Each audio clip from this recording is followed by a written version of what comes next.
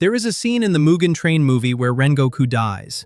He smiles. He gives his final speech.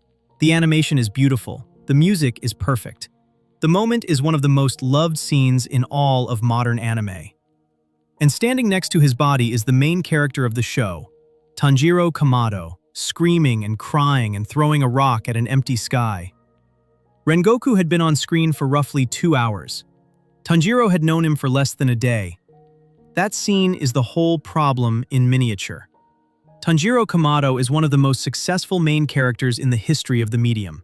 He is also, by almost every measure that matters in storytelling, the most boring protagonist anime has ever produced.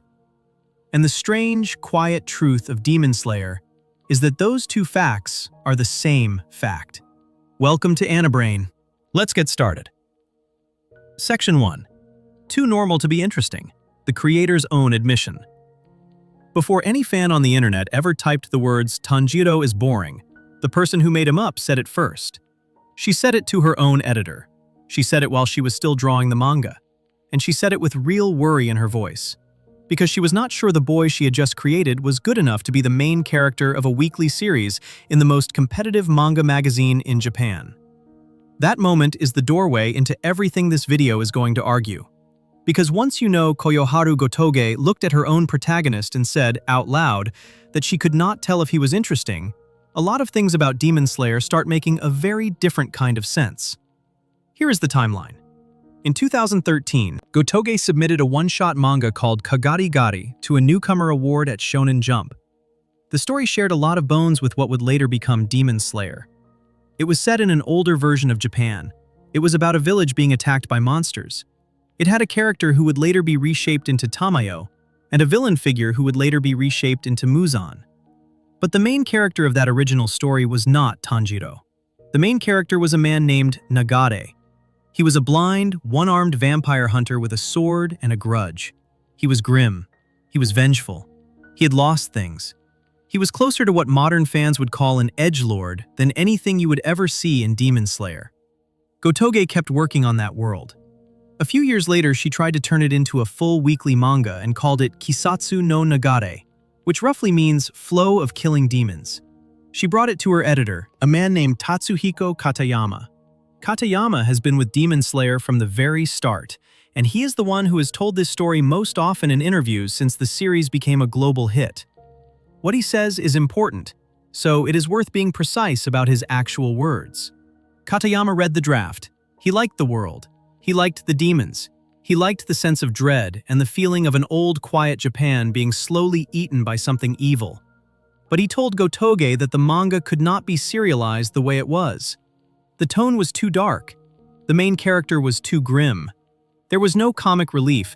There was no light. A weekly shonen series, especially one in Shonen Jump, could not be carried by a hero who only frowned and swung a sword. He told her, in his own words, that he did not think it would get through unless the main character was switched out. And then he asked her a question that changed anime history. He asked if there was a brighter, more normal character somewhere inside the world she had already built. She went back and drew Tanjiro. Sit with that for a moment because it is a fact that tends to slip right past people. Tanjiro was not Gotoge's first instinct for her own story. Tanjiro was a design solution to a problem her editor raised. He was made to be the opposite of what she had first wanted to make. He was made kind because the original hero was cruel. He was made bright because the original hero was grim.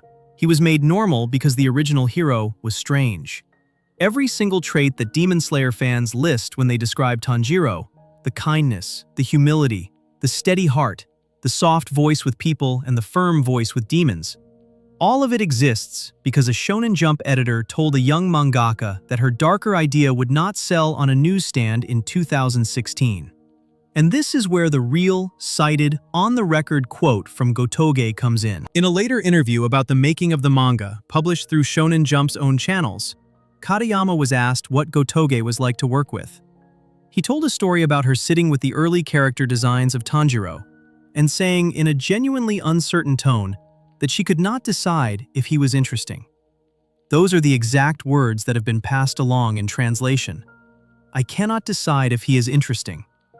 She also worried, in her own words, that she had made him too normal. She meant that literally. She thought he was too plain. She thought readers might not latch onto him. She thought he was the least exciting part of her own manga. Katayama told her not to worry. He said, and this is also a documented statement, that a main character who was kind and humble and serious and hardworking was actually rare in shonen at that moment. He said the market was full of wild protagonists and cool protagonists and brash protagonists, and that a boy who was simply good and who carried a genuine sense of responsibility for his family on his back would stand out because of how ordinary he seemed. The editor believed in the boring choice. The creator, at the time, did not. That is the private conversation that sits underneath the entire anime. That is the weight that Tanjiro is built on. You are not watching a main character who grew naturally out of his writer's imagination. You are watching a main character who was reverse engineered to be safe enough to serialize. And once you look at him with that in mind, a lot of the things that bother people about Tanjiro stop looking like writing mistakes and start looking like deliberate design. The lack of sharp edges is a design choice. The steady moral compass is a design choice. The way he never says anything harsh, never holds a grudge, never sulks for more than a scene, never drinks, never curses, never snaps at his friends in any lasting way. None of that is an accident. Those are the exact traits a cautious editor would sign off on for a weekly manga aimed at teenagers. They are the traits that make a character printable. They are not the traits that make a character surprising. Gotoge's original hero, Nagare, probably would have been more surprising. He also probably would have gotten the series cancelled after 10 chapters. So Katayama traded surprising for surviving, and Gotoge agreed. And Tanjiro walked in and filled the role he was drawn to fill. This is backed up by something else Gotoge has said about her own process. In interviews, she has openly described her approach to revisions, and one of her most quoted lines is about cutting. She has said that when she revises her drafts, she tries to minimize any part that does not connect to the main character or the main plot. She has even said she will cut whole characters if they do not advance the story. That sounds like a normal writing rule at first, but sit with it for a second. Gotoge is telling you, in her own words, that her manga is structured around protecting Tanjiro's central position at all costs. Anyone who does not feed Tanjiro's growth gets trimmed.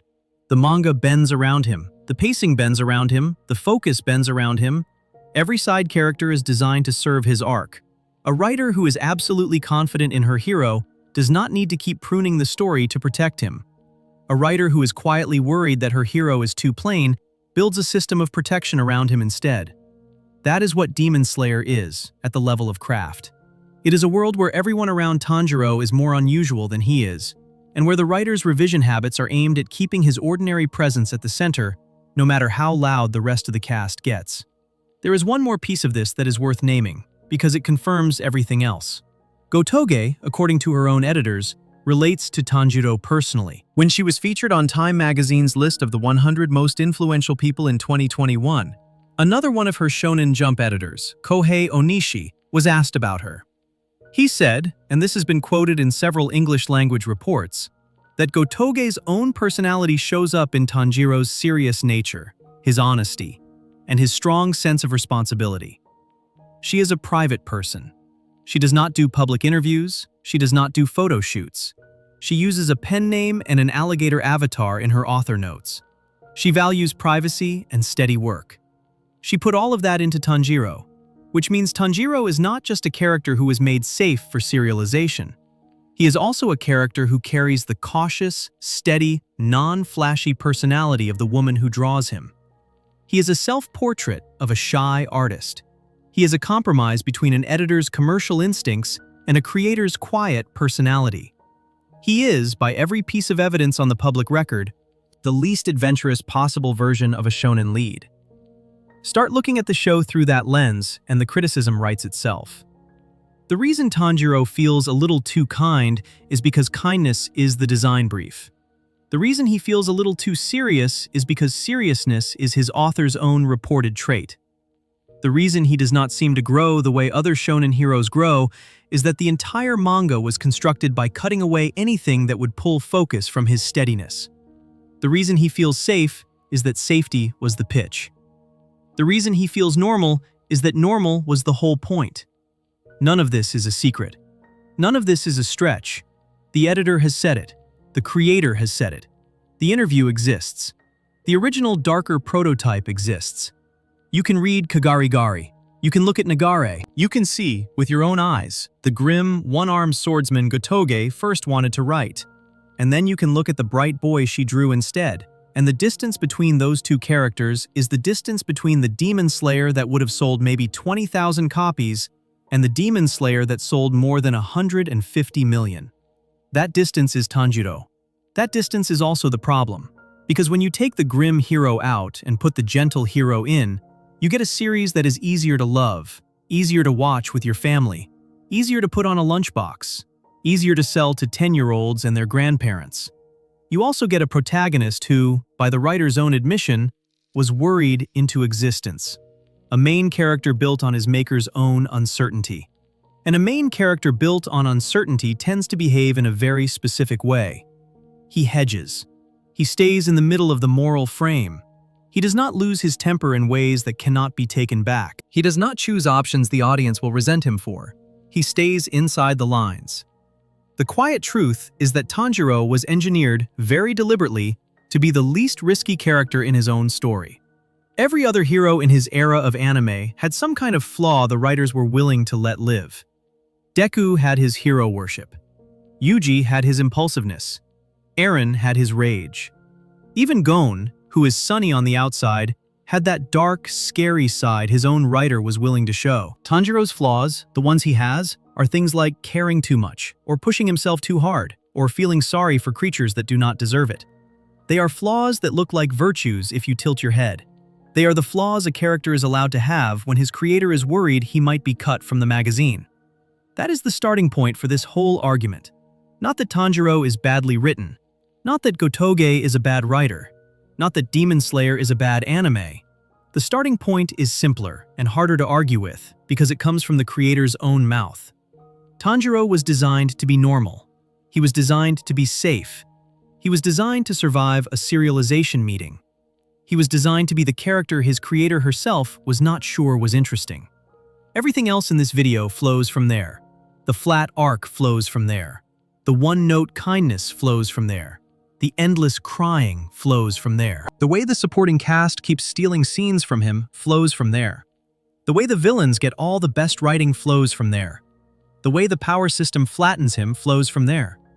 The way he never really drives his own plot flows from there. The way he is never allowed to be wrong flows from there. All of it begins with a young mangaka looking at her own drawing and admitting to her editor that she could not tell if he was interesting.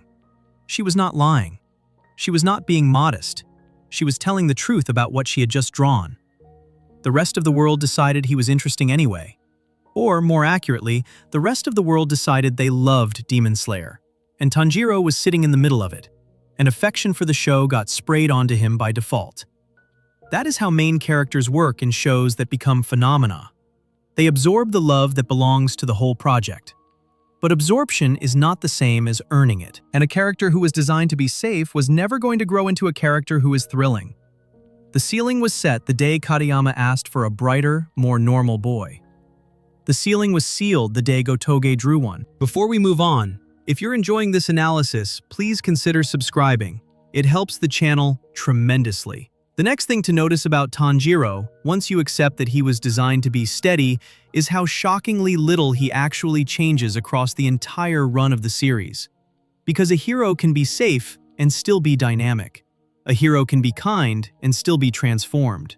The strange part, and the part that starts showing up the moment the second season begins, is that Tanjiro walks out of Demon Slayer as almost the exact same person who walked into it. Section 2.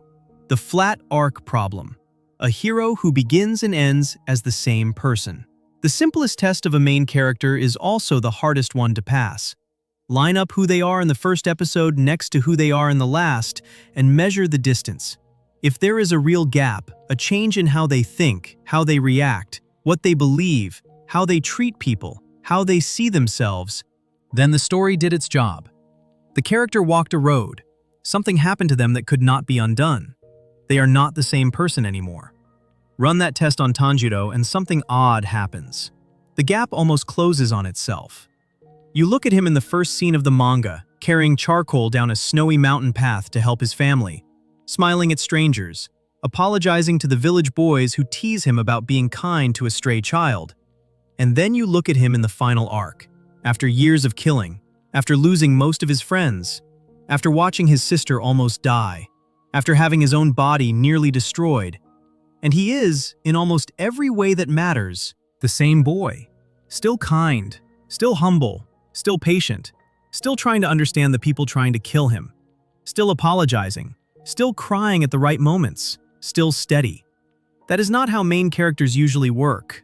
That is not how main characters are supposed to work. Put him next to the other big shonen heroes and the gap becomes a canyon. Take Naruto. In the first episode of his show, he is a loud, lonely, attention-starved kid who paints graffiti on monuments because nobody in his village will look at him any other way. By the end of his series, he is the Hokage, the leader of that same village, loved by the people who once crossed the street to avoid him, married, a father, carrying the weight of a whole ninja world on his back. The kid who drew on statues became the man who is carved into one. That is a character arc. That is a road. Take Deku from My Hero Academia. He starts out as a quirkless middle schooler who writes notes about heroes in a journal because writing about them is as close as he is ever going to get to being one.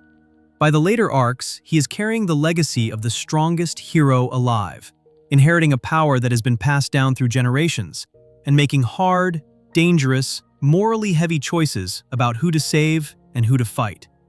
He is not the same boy. He could not be the same boy. The story did something to him. Take Eren Yeager, who is one of the most extreme examples anime has ever produced. He begins as a 12-year-old shouting about killing every titan to avenge his mother. He ends as something almost nobody who started the show would recognize as him. Whether you like that ending or not, there is no argument that the character changed. The change is the whole story. Take Ichigo from Bleach. Tough punk kid with orange hair becomes a soul reaper, loses his powers, gets them back in a different form, discovers his mother was part of a whole other world, and by the end of his show, he is a father in a hardware store with a son who inherited his spiritual baggage. The journey did something. The boy who punched people in alleyways is not the same man running errands at the end.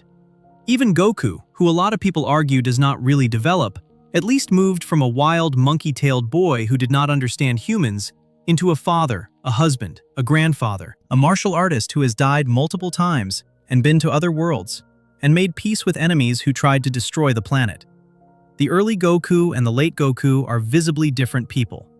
Put Tanjiro next to any of them, and the difference in movement is not a small thing. It is the whole ballgame. He does not have a moment where he decides to become a different kind of person.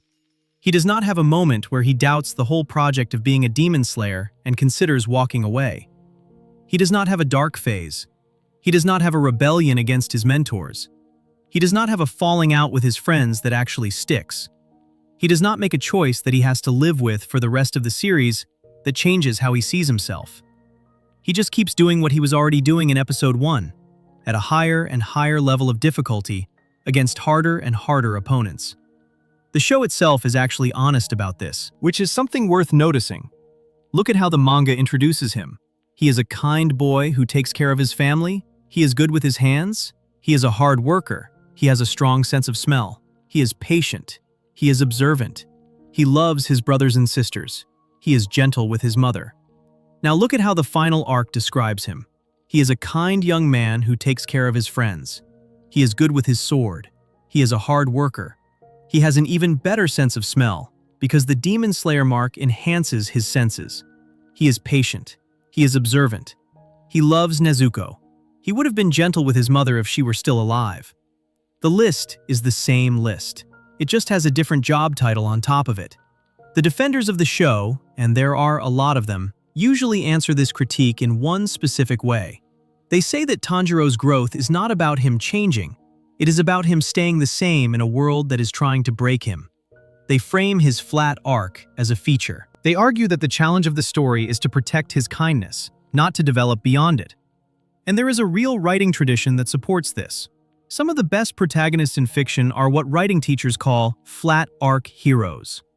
A flat arc hero enters the story already believing a true thing, and the story is about them holding on to that truth while the world tries to tear it out of them. Captain America is sometimes described this way. Paddington Bear, believe it or not, is a textbook flat arc hero.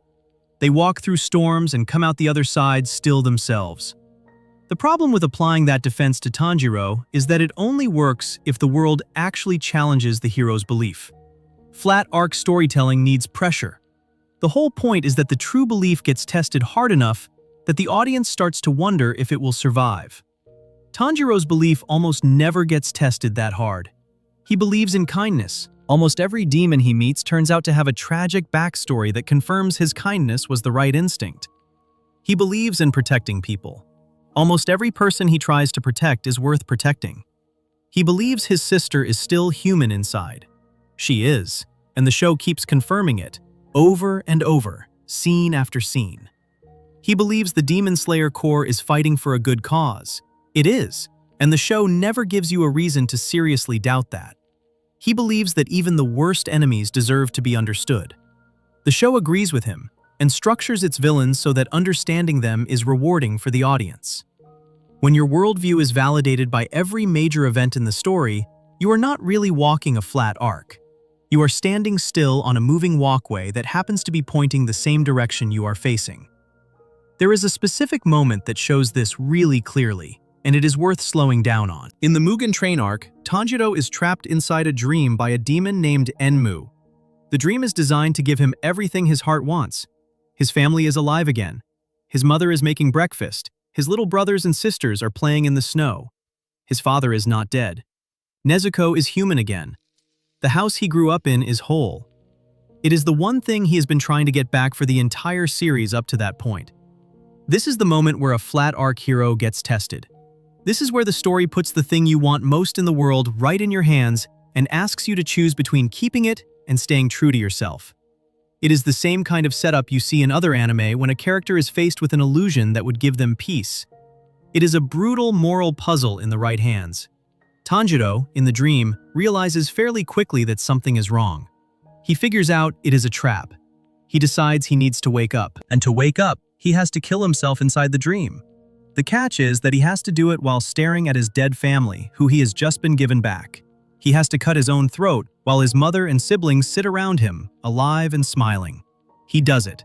But here is the part that matters for this argument. The show presents his choice as difficult, but never as a moral crisis. He is sad, but he is not shaken.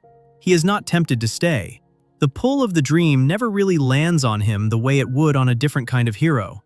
A Guts would have had to be dragged out of that dream. A Shinji Ikari would have broken down in it. And Eren Yeager might have decided to stay in it and burn the real world. Tanjiro figures out it is a lie, mourns it briefly, and moves on. The test is built, and then the test is skipped, because the character is already built to not fail it. That is not a flat arc. A flat arc hero has to almost crack.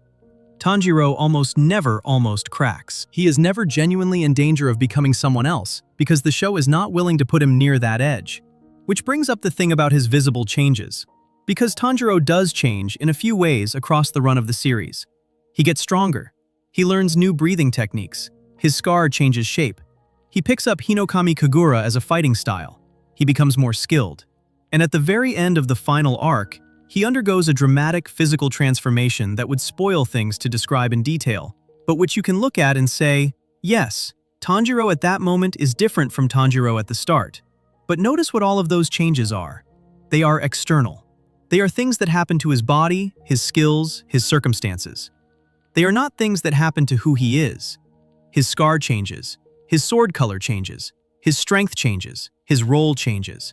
His opinions do not. His values do not. His reactions do not. His sense of humor does not. His way of talking to people does not. The way he greets a stranger in the street would be the same at age 13 at the start of the manga and at age 16 at the end. He has more scars and better breathing. He has the same heart. A character can have a great externally driven story and still be flat internally. Tanjiro's story is externally busy. Internally, it is almost motionless. Compare that to what happens to the people around him. Zenitsu starts as a coward crying on the ground and ends as someone who carries the weight of his grandfather's legacy and faces down a former friend turned monster.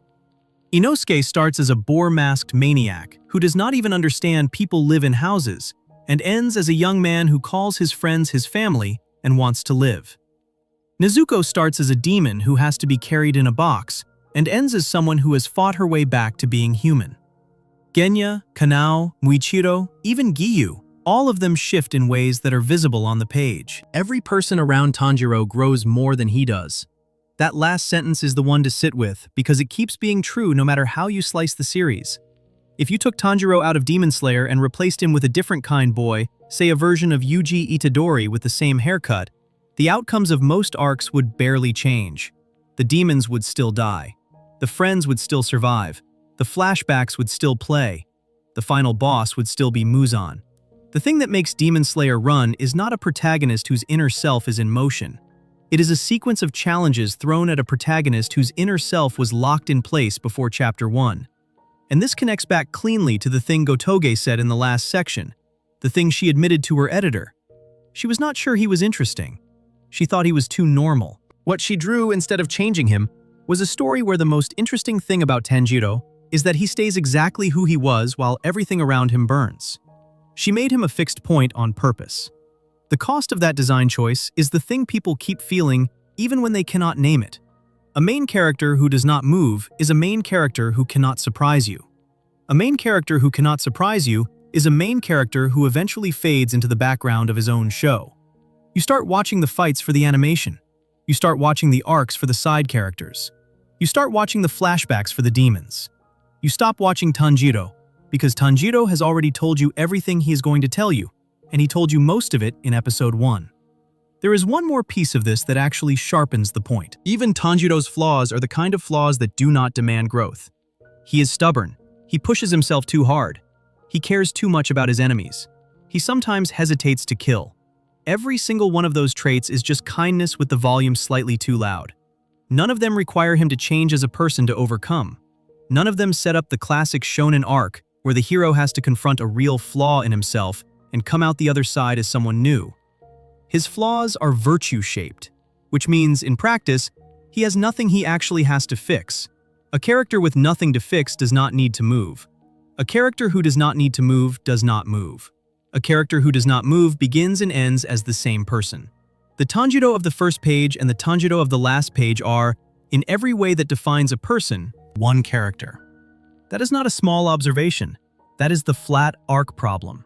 And it is the second reason the most popular shonen hero of his generation is also, quietly, the least dynamic. Before we move on, if you're enjoying this analysis, please consider subscribing. It helps the channel tremendously. If the character himself does not change, though, and his situation keeps getting harder, something has to carry the weight of being interesting. Something has to make up for the motion he is not providing. And if you watch closely, you start to see where the show has quietly offloaded that job. It has loaded it onto a single feeling, one feeling, applied over and over, to every situation, to every enemy, to every stranger, to every moment. And the more you notice it, the more you start to wonder whether one feeling, no matter how warm, is actually enough to carry a person. Section 3. The kindness ceiling. When compassion becomes a personality substitute. Ask anyone who has watched Demon Slayer to describe Tanjiro in one word. 9 times out of 10, the word is kind. Sometimes it will be gentle, or nice, or sweet, or big-hearted, or something in that neighborhood. But the core of every answer is going to be the same. Tanjiro is the kind one. That is his thing. That is what he is known for. Now try the same test with other shonen heroes. Ask for one word to describe Naruto. You probably get loud, or loyal, or stubborn, or never give up. Ask about Luffy. You get free, or wild, or hungry, or selfish in a fun way. Ask about Goku. You get battle-happy, or innocent, or dumb, or pure-hearted with a fist. Ask about Eren. You get angry, or driven, or tragic. Ask about Yuji from Jujutsu Kaisen. You get impulsive, or warm, or reckless. Notice what happens with Tanjiro. There is only one word. There is not a second trait waiting behind it. There is not a contradiction inside him. There is not a second side that pulls against the first. The word is kind, and then the sentence stops. That is a problem. A person in real life is made of contradictions. You are kind to your friends and short with your family. You are patient at work and impatient in traffic. You are generous with money and cheap with your time. You love one parent more than the other even if you would never say it. You laugh at jokes you would be embarrassed to tell. Those tiny crosswires are what make people feel real. They are also what make characters feel real. A great character is usually a bundle of traits that should not fit together, and then you watch them fit together anyway, and that is the miracle of it. Tanjiro is not a bundle. Tanjiro is one trait turned up to full volume, applied to every single situation he walks into. Walk through a few scenes and watch this happen in real time. At Final Selection, which is the exam Demon Slayer recruits have to survive to join the Corps, Tanjiro fights a demon known as the Hand Demon. This thing has killed dozens of other students, including 2 of his own training partners, Sabito and Makomo. It mocks Tanjiro's teacher. It laughs about the people it has eaten. It is a monster by every definition the show has given you. Tanjiro beats it. And then, as the demon is dying and breaking apart in the sunlight, Tanjiro kneels next to it and holds its hand. He thinks about the fact that this thing was once a human child. He feels sorry for it. He stays with it until it is gone. The moment is framed by the animation and the music as beautiful and tragic. Tanjiro is being kind to a creature that ate the bodies of his friends. A few arcs later, he fights a demon named Rui in the Mount Nadagumo arc. Rui has been torturing a family of captured demons, forcing them to pretend to be his mother and father and siblings. He has killed humans. He tried to kill Nezuko. He almost kills Tanjiro. When Rui finally dies, Tanjiro sees a flashback of his life as a sick little boy whose real parents almost killed themselves out of shame. And Tanjiro, again, feels sorry for him. He reaches out a hand. He asks Rui if he wants to take it. In the manga, he even offers to walk with him into whatever comes next. For a demon who hurt a child only minutes before. In the Entertainment District arc, Tanjiro and his team fight Daki and Gyutaro, a brother and sister who grew up in the slums and became demons together. During their death scene, after a long, bloody battle that nearly killed everyone on Tanjiro's side, Tanjiro looks at them and softens. He thinks about how the brother protected his sister even as a human. He thinks about the cold world that shaped them. He does not celebrate. He does not feel satisfied. He is sad for them. In the Swordsmith Village arc, he meets Upper Moon 4, a demon named Hantengu, who is maybe the clearest case of a genuinely pathetic, cowardly villain the show ever writes. This is a demon who blames everyone else for his own sins, and splits himself into multiple bodies to avoid being hurt. Tanjiro still, in the final moments, finds something in him to be sad about. You can keep going. The pattern is the same every time. Demon appears. Demon does something horrible. Tanjiro fights demon. Demon dies.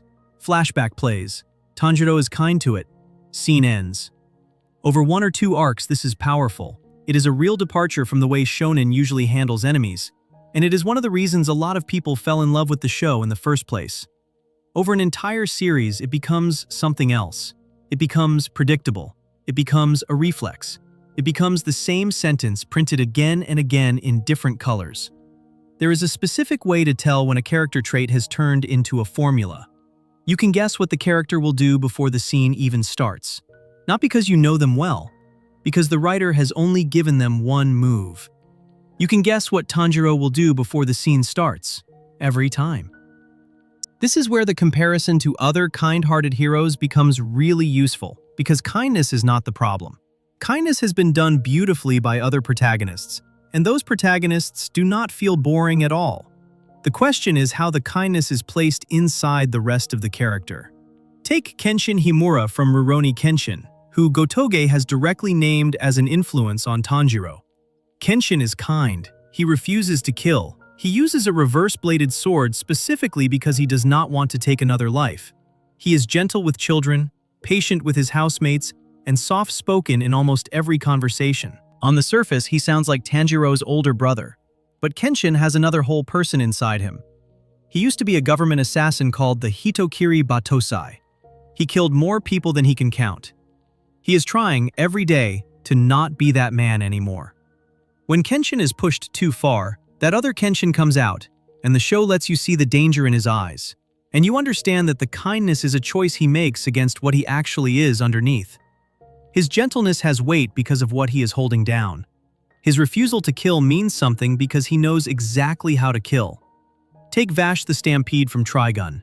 Vash is another hero who refuses to kill. He is soft, goofy, and warm with strangers. He eats donuts and does comedy bits.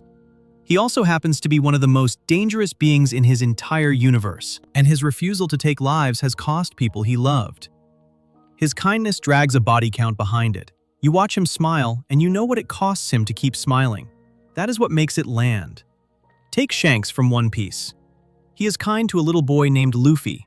He is also a warlord who can split the sea with his presence. His kindness is built on a foundation of terrifying strength, which means when he chooses to be gentle, you feel the size of what he is holding back. Take Thorfinn from Vinland Saga, who spends the back half of his series trying to live by a rule of no violence. That rule is powerful because he used to be a killer who hunted down the man who murdered his father. His kindness is a sentence he is serving for his own past. It has texture. It has the shape of something that was hard to choose. Now look at Tanjiro. What is his kindness built on? What does it cost him? What is the other side of him that he is pushing back against to stay gentle? There isn't much of one. Tanjiro was kind before the story started. He was kind as a boy selling charcoal in the mountains. He was kind to his siblings. He was kind to strangers. He was kind to his mother. He was kind to the foxes that lived near his house. He did not become kind because of a choice. He did not earn his kindness by walking away from something darker. He was just always like that. The manga tells you so in the very first chapter. His father was the same way. His family line carried this kind of calm, which means his kindness does not have an opposite inside him. It is not a lid on anything. It is not a discipline. It is not a recovery. It is just a setting. A trait with no opposite is a trait that cannot bend. And a trait that cannot bend, over 200 chapters and multiple anime seasons, flattens out the character who carries it. Every time you see Tanjiro walk into a room, you already know how he is going to feel about everyone in that room. Sad for the bad guy, protective of the good guys, curious about the stranger, respectful of the old person, firm with the demon, but only in the way that a disappointed older brother is firm. There is no room for surprise. There is no room for pettiness or jealousy or temper or meanness or bitterness or any of the small, ugly feelings that make a hero feel like he lives in the same world his viewers do. Tanjiro does not get annoyed. Tanjiro does not get catty. Tanjiro does not say something he regrets. Tanjiro does not hold a grudge, even against the demon who killed his entire family. He is angry at Muzan, yes, but even that anger is the clean kind, the righteous kind, the kind a saint would have. It is not the sticky, personal, ugly kind of anger a real sibling would carry. The show tries, here and there, to give him an edge. There is a running idea in the series that when Tanjiro gets angry enough, a darker look comes over his face. His eyes harden. His breathing shifts. There's even a concept in the later arcs about Tanjiro possibly having a darker nature inside him, tied to the bloodline of his fighting style. This is the show reaching for the Kenshin trick. Give him a hidden second self. Give the kindness something to stand against. The problem is, every time the show sets this up, it pulls back before it delivers. The dark look passes. The anger gets channeled into a productive, noble direction. The hint of something scarier inside Tanjiro never actually becomes a scene where he does something frightening or ugly or out of character. It stays a hint. It stays a tease. The real moment where Tanjiro breaks his kindness and does something that unsettles the audience never quite arrives. Even in his most extreme state at the end of the series, when he is physically transformed into something terrifying, the fight to bring him back is framed as saving him, not uncovering who he really is. The show will not let him be other than kind. Which brings up a question the show never really answers. Can a person be good without ever being tempted by anything else? The honest answer, in real life, is no. Good people are good because they pick good every day, over and over, against pulls in other directions. A person who has never been pulled at all is not really choosing anything. They are just sitting still. Their goodness is a fact, not an achievement. Tanjiro's goodness is a fact. It is the fact of him. It is not an achievement because nothing in the story ever really makes him want to stop being good. He never has a night where he is genuinely tempted to walk away from the core. He never has a scene where he almost says something cruel to Zenitsu. He never has a moment where he looks at Nezuko and wonders for 1 second if keeping her alive is worth the lives it might cost. He never has a crack. This is the ceiling, the kindness ceiling. The show builds this beautiful, warm, genuine character trait, and then refuses to stress it in any direction that might make it interesting. Kindness without tension is decoration. It is a nice color on the wall. It is not a personality. And once you see this, you start noticing it in every scene. The way Tanjiro greets every side character with the same soft politeness, even when the side character is a gruff Hashira who should annoy him. The way he forgives people instantly. The way he never has a running argument with anyone. The way his relationships with his friends never really have friction after the first meeting. The way his friendships with Zenitsu and Inosuke are mostly driven by them bouncing off him, because he does not bounce off anything. He absorbs, he nods, he understands. He moves on to the next scene. There is a specific exchange early in the manga that, looking back, tells you everything. In training with Sakonji, Tanjiro hesitates when asked a hard moral question about what he would do if Nezuko ate a human. Sakonji slaps him for hesitating. He tells Tanjiro he has no resolve. The scene is set up as if it will be the start of a character growing into someone harder, someone more decisive. But as the series goes on, Tanjiro does not get harder. He just gets better at his job while keeping the exact same soft heart he had when Sakonji slapped him. The slap never really lands in the long run. The lesson dissolves in the kindness. A character whose single defining trait is kindness, and who never gets that trait tested in a way that costs him something, and who is never allowed to be anything but kind, is a character with a ceiling. There is nowhere to grow, because growth in that direction would look like him becoming someone else, which the show refuses to do, which is exactly why the character stays flat. So when people say Tanjiro is boring and they cannot quite put their finger on why, this is a big part of what they are feeling. It is not that kindness is boring, it is that one note is boring, no matter what the note is. If his defining trait were rage, and he raged at every single thing for 200 chapters with no other color, he would also be boring. If his defining trait were courage, same problem. Monotony is what flattens a character, not the specific feeling being repeated. Tanjiro's feeling is warm. That is what hides the problem. The temperature of the feeling is pleasant, so the repetition of the feeling does not hurt. It just slowly stops mattering. By the last arc, when Tanjiro has his gentle moment with a dying enemy for the 20th time, the emotional hit that arrived with full force back at the hand demon has faded almost all the way to nothing. You know the beat. You have seen the beat. You are waiting for the beat to be over. That is the kindness ceiling.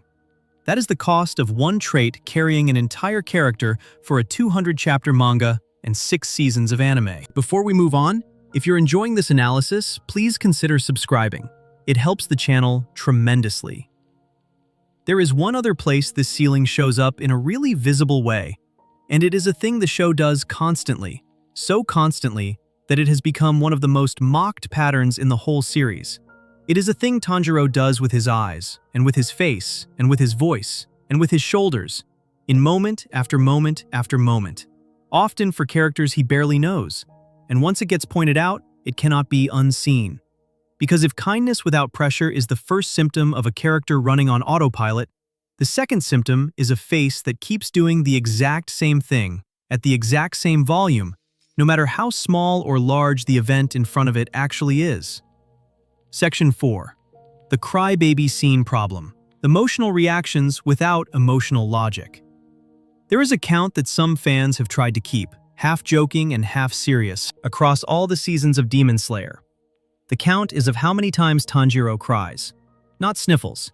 Not a tear at the corner of the eye. Full, open, animated crying, with his face scrunched and his mouth open and his tears flying sideways off his cheeks like in an old comic panel. By the end of the series, depending on how you define it, the number lands somewhere in the high double digits. Some fans put the count past 100. The exact number does not matter. What matters is that everyone watching the show, fan or critic, can feel that Tanjiro cries a lot. Not often. A lot. Crying itself is not the problem. It really is not. Crying is actually one of the best tools in the whole toolbox of character writing. A single tear from a hard man breaks people. A breakdown from a quiet character is a plot point for a whole season. A cry that a character has been holding in for 10 episodes is the kind of scene that lives in people's heads for years. The problem is, what happens when the crying stops meaning anything, because there is nothing behind it except the show reminding the audience to feel sad. Run through the list of big, tearful Tanjiro moments, and the pattern shows up almost immediately. He cries when his family is found dead in the snow at the start of the series. That cry is earned. That cry is the engine of the whole show. Nobody is going to argue with that one. He cries when he fails at Sakonji's training. Earned. He is a kid trying to save his sister, and he is being asked to do things that should kill him. He cries over the hand demon after killing it. Already a stretch. This is the creature that ate his teacher's other students.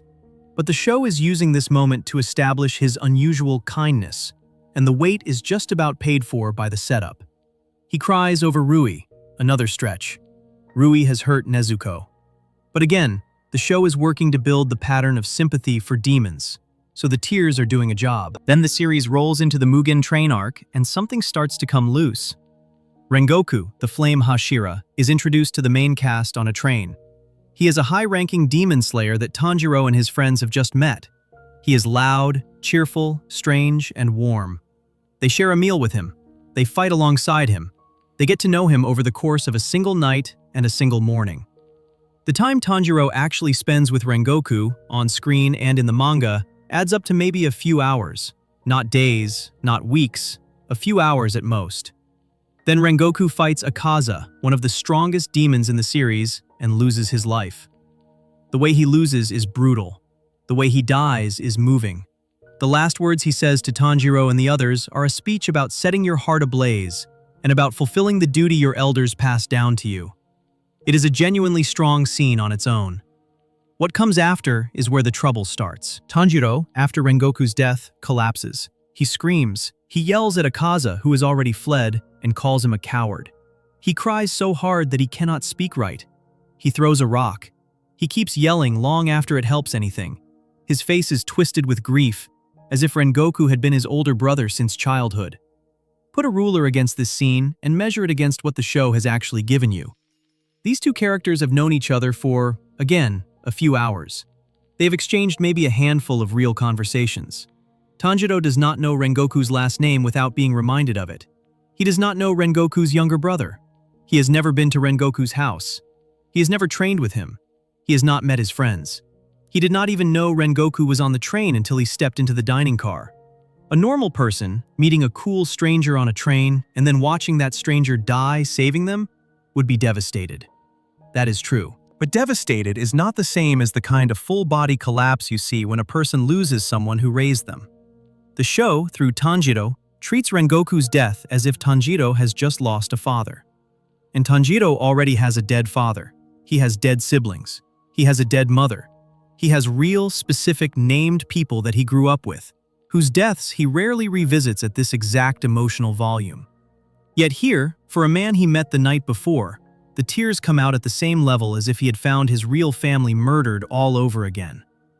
This is the exact place where the crying problem turns into the crybaby problem. The issue is not tenderness. The issue is scale. In good emotional writing, the size of the feeling matches the size of the relationship. The deeper the bond, the bigger the grief. A stranger's death gets a quiet moment. A friend's death gets a hard cry. A brother's death gets the kind of breakdown that ends a whole season. When the show throws the same level at every death, the meter breaks. You no longer have a way to tell from inside the story whose death is supposed to matter more. Watch it happen across the series. Tanjiro cries at this maximum level for Rengoku, whom he knew for hours. He cries at this maximum level for Shinobu, whom he knew for weeks at most. He cries at this maximum level for Genya, who he knew for a relatively short time. He cries at this maximum level for characters whose names some viewers had to look up after their deaths, because the friendship had not been built on page before the scene asked you to grieve it. And he cries at this same level for his own family in the flashbacks. If the cry for his mother and his little brothers and sisters sounds exactly like the cry for a man he met on a train, what has the crying done? It has turned itself into background noise. It has become the show's way of saying, right here, feel something. Not because the character in front of Tanjiro has earned it, because the scene has reached its cue for tears. This is what writers sometimes call manufactured emotion. The feeling is real on the page. The character really is crying.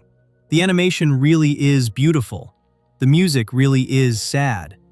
But the structure under it is thin, because the relationship has not done the work to justify the size of the reaction. The show is asking you to cry because Tanjiro is crying, not because the loss itself has been built up enough to deserve those tears.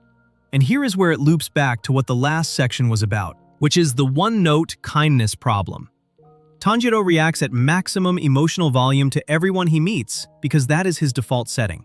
He cares about every stranger as if they were a relative, which sounds beautiful, which is the thing the show is celebrating about him. But if you actually think about what that means for a character, it produces a very strange result. If a person reacts the same way to losing a long-term family member and to losing someone they met yesterday, that person does not have a real hierarchy of love inside them. They have one dial. And a person with one dial cannot show you the difference between small and big. They have already used up their biggest reaction on the smallest thing. Compare this to the way other anime handle grief in a way that actually sticks. In Bleach, when Ichigo loses his mother in a flashback, he is silent. He does not scream. He does not throw rocks. He kneels next to her body in the rain and stares. That silence is more powerful than any scream, because the show has spent its runway building up what his mother meant to him. The absence of noise in that scene hits harder than 1,000 tears would. In Hunter x Hunter, when Gon loses his father figure Kite to an attack, his reaction is not tears. His reaction is a long, slow collapse into something dangerous and almost monstrous, building up over arcs until it finally breaks open in the Chimera Ant arc, with one of the most disturbing transformations anime has ever put on screen. The grief is carried for a long, long time, and its eventual release ruins the character instead of soothing him. It has weight because it was stored, not spent. In Naruto, when Naruto loses his teacher Jiraiya, the moment is handled over an entire episode where he refuses to eat, refuses to talk, and finally cries alone where nobody can see him. The audience has known Jiraiya for years of runtime at that point. The cry is earned, and the size of it fits the size of the relationship. In Attack on Titan, when Eren loses certain people close to him, the reactions vary wildly depending on who died and when. Losing one character makes him vengeful, losing another makes him distant, losing a third makes him numb. The show uses different flavors of grief for different relationships, which makes each one feel like a specific wound instead of a generic one. Now hold those up next to Tanjiro's crying scenes, and the difference is not about how hard he cries. The difference is about shape. His tears have almost no shape. They are the same shape for everyone. They arrive with the same timing. They are animated with the same style. They do the same narrative job every time, which is to tell you that the scene you just watched was a sad scene. This is the part that earns the word crybaby. Not the volume, not the tears themselves, the sameness. There is something else worth pointing out, because it connects to how the show handles Tanjiro's sensitivity in general. Tanjiro is not only crying at deaths, he also cries at good things. He cries when he is proud of his friends. He cries when he is moved by a story about a demon's past life. He cries when he eats food he likes, if the food reminds him of home. He cries when he sees an act of kindness. He cries when he sees an act of cruelty. He cries during fights, during training, during peaceful moments, during arguments, during apologies, during reunions. He cries, essentially, whenever a feeling walks into the room. Again, this is a beautiful trait on paper. In a short story, it would be one of the most endearing things about him. Stretched across 6 seasons and 200 chapters of manga, it stops being endearing and becomes wallpaper. You know when he is going to cry. You know how he is going to cry. You know how the music will swell. You know how the other characters will react. The scene starts to feel like a ritual rather than a moment, and rituals are the enemy of surprise. A character who surprises you cannot be a character you can predict in the first 5 seconds of a scene. There is a common defense against this critique, and it is worth taking seriously. The defense says that Tanjiro crying easily is a deliberate part of the story's theme, because Demon Slayer is about kindness surviving in a cruel world, and tears are the proof that his heart has not closed. The defense says that in a world full of demon slayers who have shut down, like Muichiro at the start, or who have learned to be cold, like Giyu, Tanjiro is precious because he has not stopped feeling. That is a fair reading.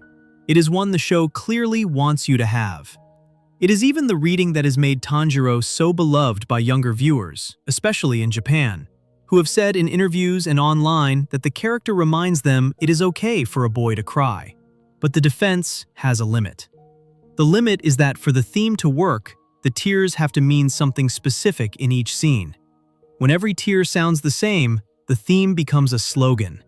The message, "Kindness survives in a cruel world," becomes a caption pasted on top of scenes that are all shaped identically. The theme stops being dramatized and starts being stated. Great shows dramatize their themes. Flat shows state them. Demon Slayer, whenever Tanjiro cries for the 40th time with the same face he used for the first time, is stating rather than dramatizing. There is a moment that is worth lingering on because it shows how small a change would have fixed this. In the Swordsmith Village arc, after Tanjiro's long fight with Hantengu, he collapses from exhaustion. Right before he passes out, the animation lingers on his face. He does not cry. He just looks wrecked, empty, drained in a way that tears cannot capture. That shot of him, silent, too tired to feel anything, is one of the strongest character moments he gets in the entire series. Because it shows something besides his default setting. It shows that the show was capable of giving him another expression.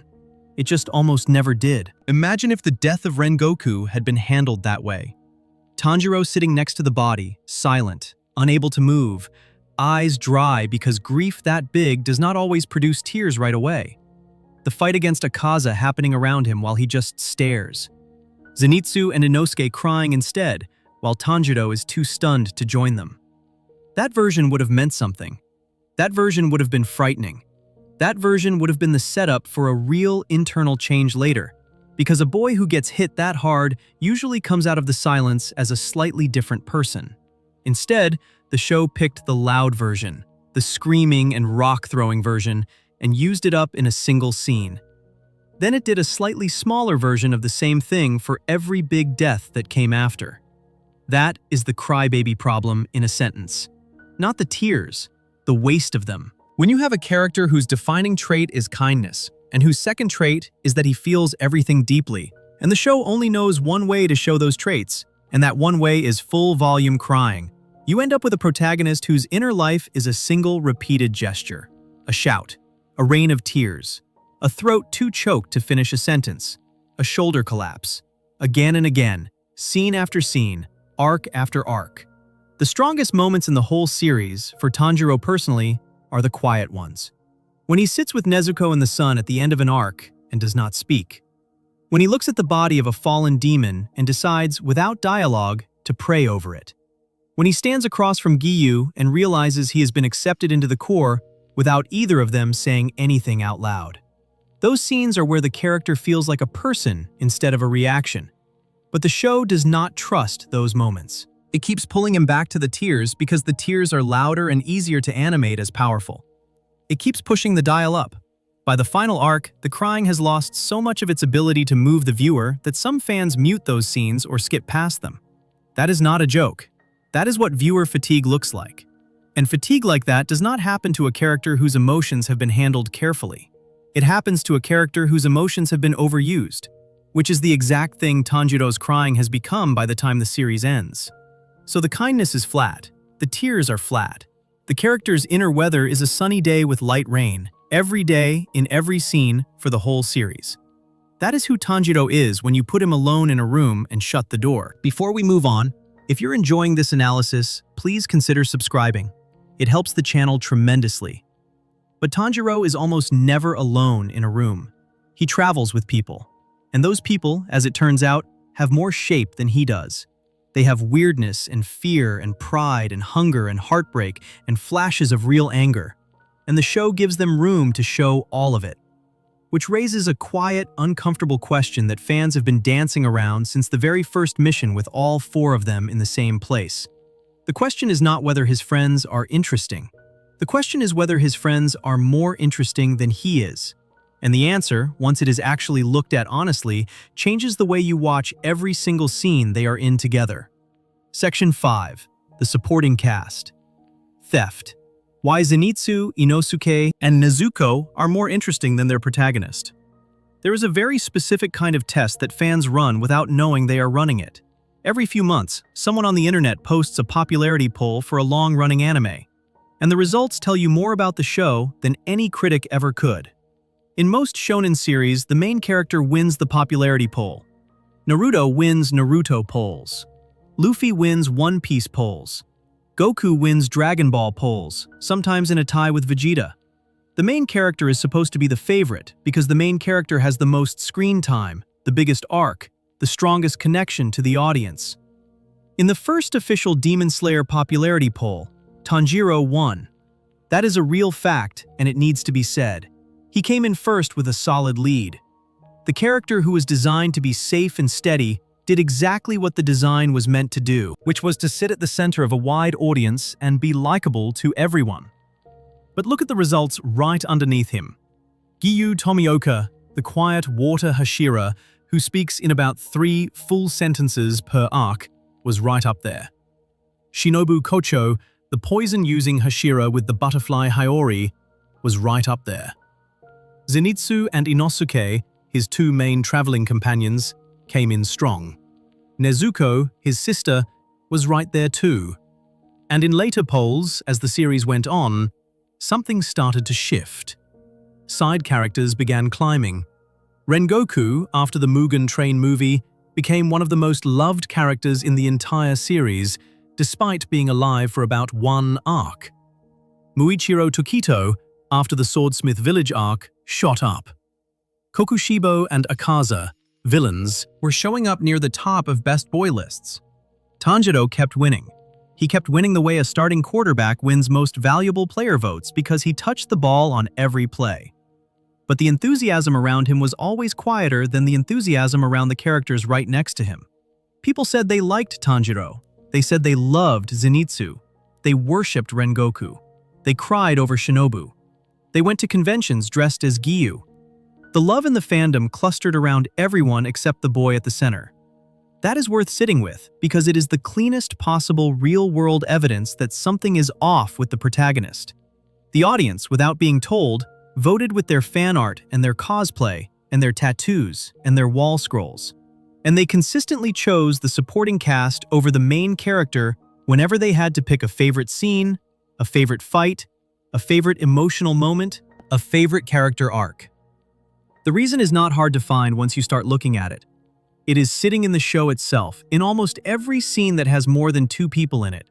The side characters are more interesting than Tanjiro because the side characters are allowed to be strange, broken, funny, loud, confused, scared, ugly on the inside, petty, selfish, and eventually brave in ways that actually cost them something.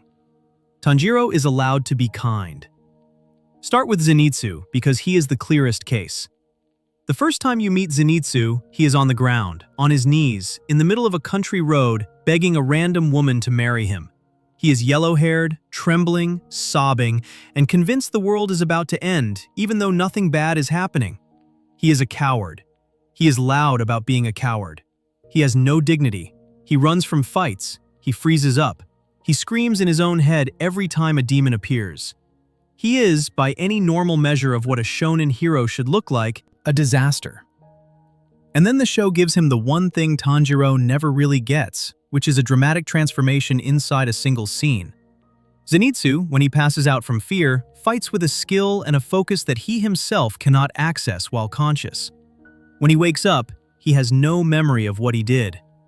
The show turns this into a character arc with real shape. Zenitsu starts as a boy so afraid of dying that his body has to shut his mind down for him to function. Over time, he learns to trust himself awake. He learns that the strong thing inside him is still him, not a separate person. By the final arc, Zenitsu faces down his former senior student Kaigaku, a man he trained with under the same grandfather, who has become a demon. Kaigaku was always the arrogant, talented one. Zenitsu was always the weeping, weak one. When they fight in the Infinity Castle arc, Zenitsu is fully awake.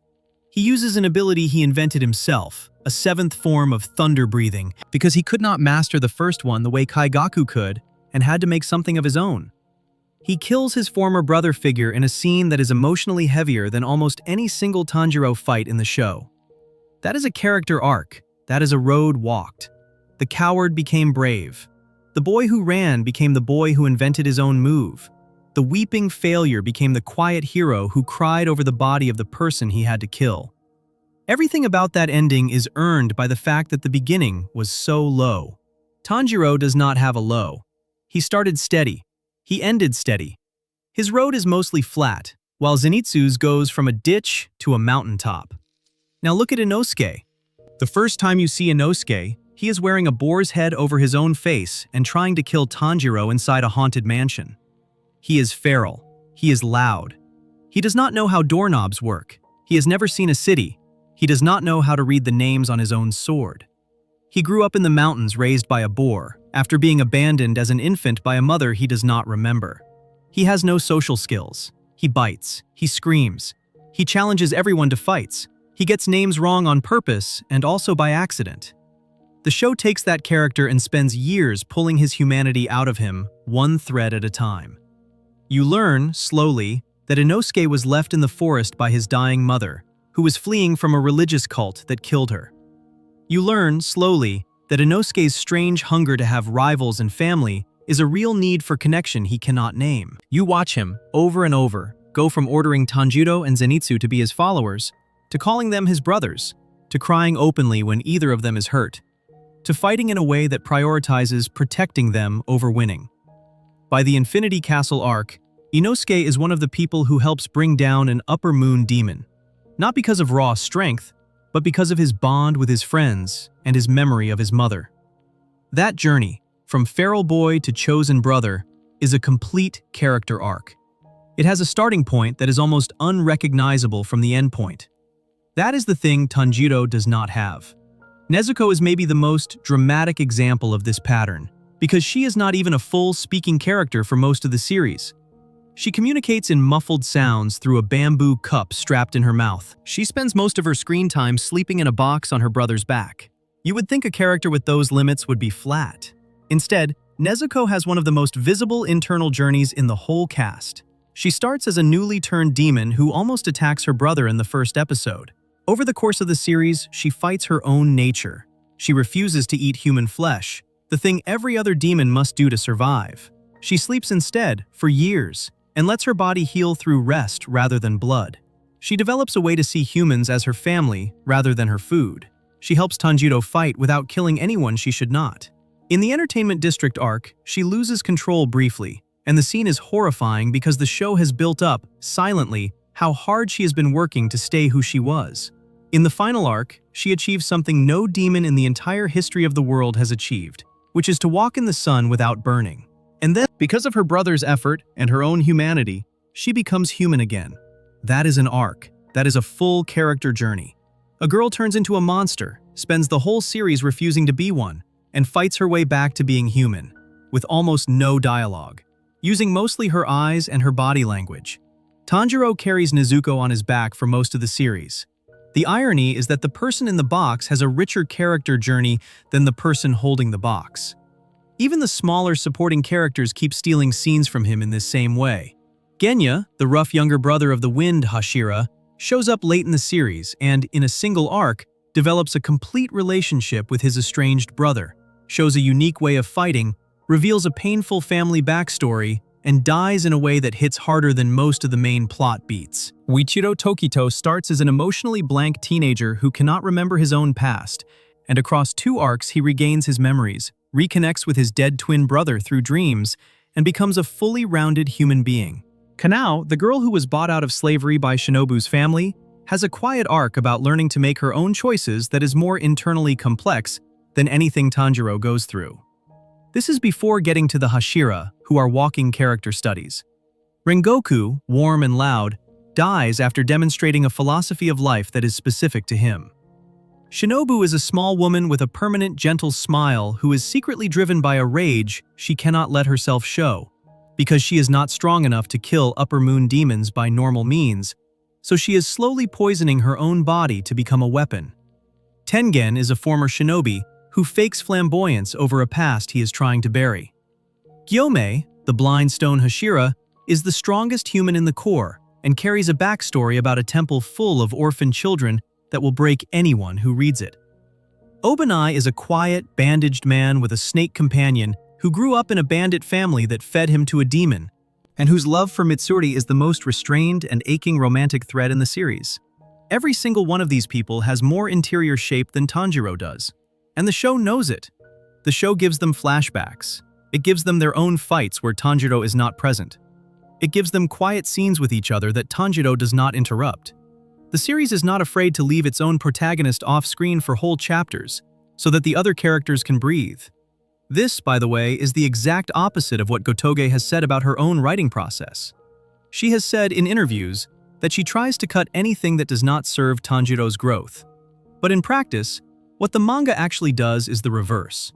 Whole arcs revolve around side characters doing their own work while Tanjiro is either unconscious, injured, learning something from a teacher, or simply standing to the side. The Swordsmith Village arc spends enormous stretches on Muichiro and Mitsuri. The Entertainment District arc belongs to Tengen, Daki, and Gyutaro as much as to Tanjiro. The Hashira training arc is almost entirely about the other Slayers. The Infinity Castle arc splits its focus across at least 5 different major battles, and Tanjiro's is not always the most memorable one. If you asked a casual fan to list the best fights in Demon Slayer, a shocking amount of the list is not Tanjiro. Giyu and Tomioka versus Akaza, Zenitsu versus Kaigaku, Gyome versus Kokushibo, Tengen versus Gyutaro, Shinobu versus Doma. These are the fights that get talked about, rewatched, clipped, animated into openings. Tanjiro's fights exist. Tanjiro's fights are good, but they are not usually the ones people rank at the top. This is exactly backwards from how most shonen work, and it is the second reason Tanjiro reads as boring. A show is normally built so that the main character's fights are the headline. Every major tournament in Dragon Ball points toward a Goku fight. Every war arc in Naruto ends with Naruto doing something that only he can do. Every major Straw Hat crisis gets resolved by Luffy throwing a decisive punch. That is the shonen contract. The main character carries the biggest moments. Demon Slayer breaks that contract quietly. The main character is present at most big moments, but the biggest moments often belong to someone else. Rengoku's death is not Tanjiro's moment. It is Rengoku's moment, with Tanjiro watching and crying. Gyome's final fight is not Tanjiro's moment. It is Gyome's. The quiet final exchange between Giyu and Tanjiro is important, but the decisive blows against the strongest Upper Moon demons are often shared among multiple Hashira and multiple Slayers, with Tanjiro as one contributor among several. This is a structural choice. It makes for a warm, generous, community-minded story. It also makes for a main character whose presence feels less essential the longer the series runs. And here is the cruel thing about this setup. The more interesting the supporting cast is, the more Tanjiro stands out as the least interesting person in his own group. He is the straight man, the nice one, the one who reacts to everyone else's craziness without having any craziness of his own. Zenitsu is the cowardly comic relief and the tragic romantic. Inosuke is the feral heart with the hidden past. Nezuko is the silent monster fighting for her humanity. Tanjiro is the one who watches them and is moved by them. In a smaller show, that role works. In a show where the side characters are this strong, that role collapses into being a camera with legs. The audience is seeing the world through Tanjiro's eyes, but the world outside those eyes is more interesting than anything happening behind them. You start watching the show to find out what Zenitsu does next, what Nezuko unlocks, what happens to Genya, who the next Hashira will be, and what their tragic backstory is. You stop watching to find out what Tanjiro feels, because you already know what Tanjiro feels. He feels kind. He always feels kind.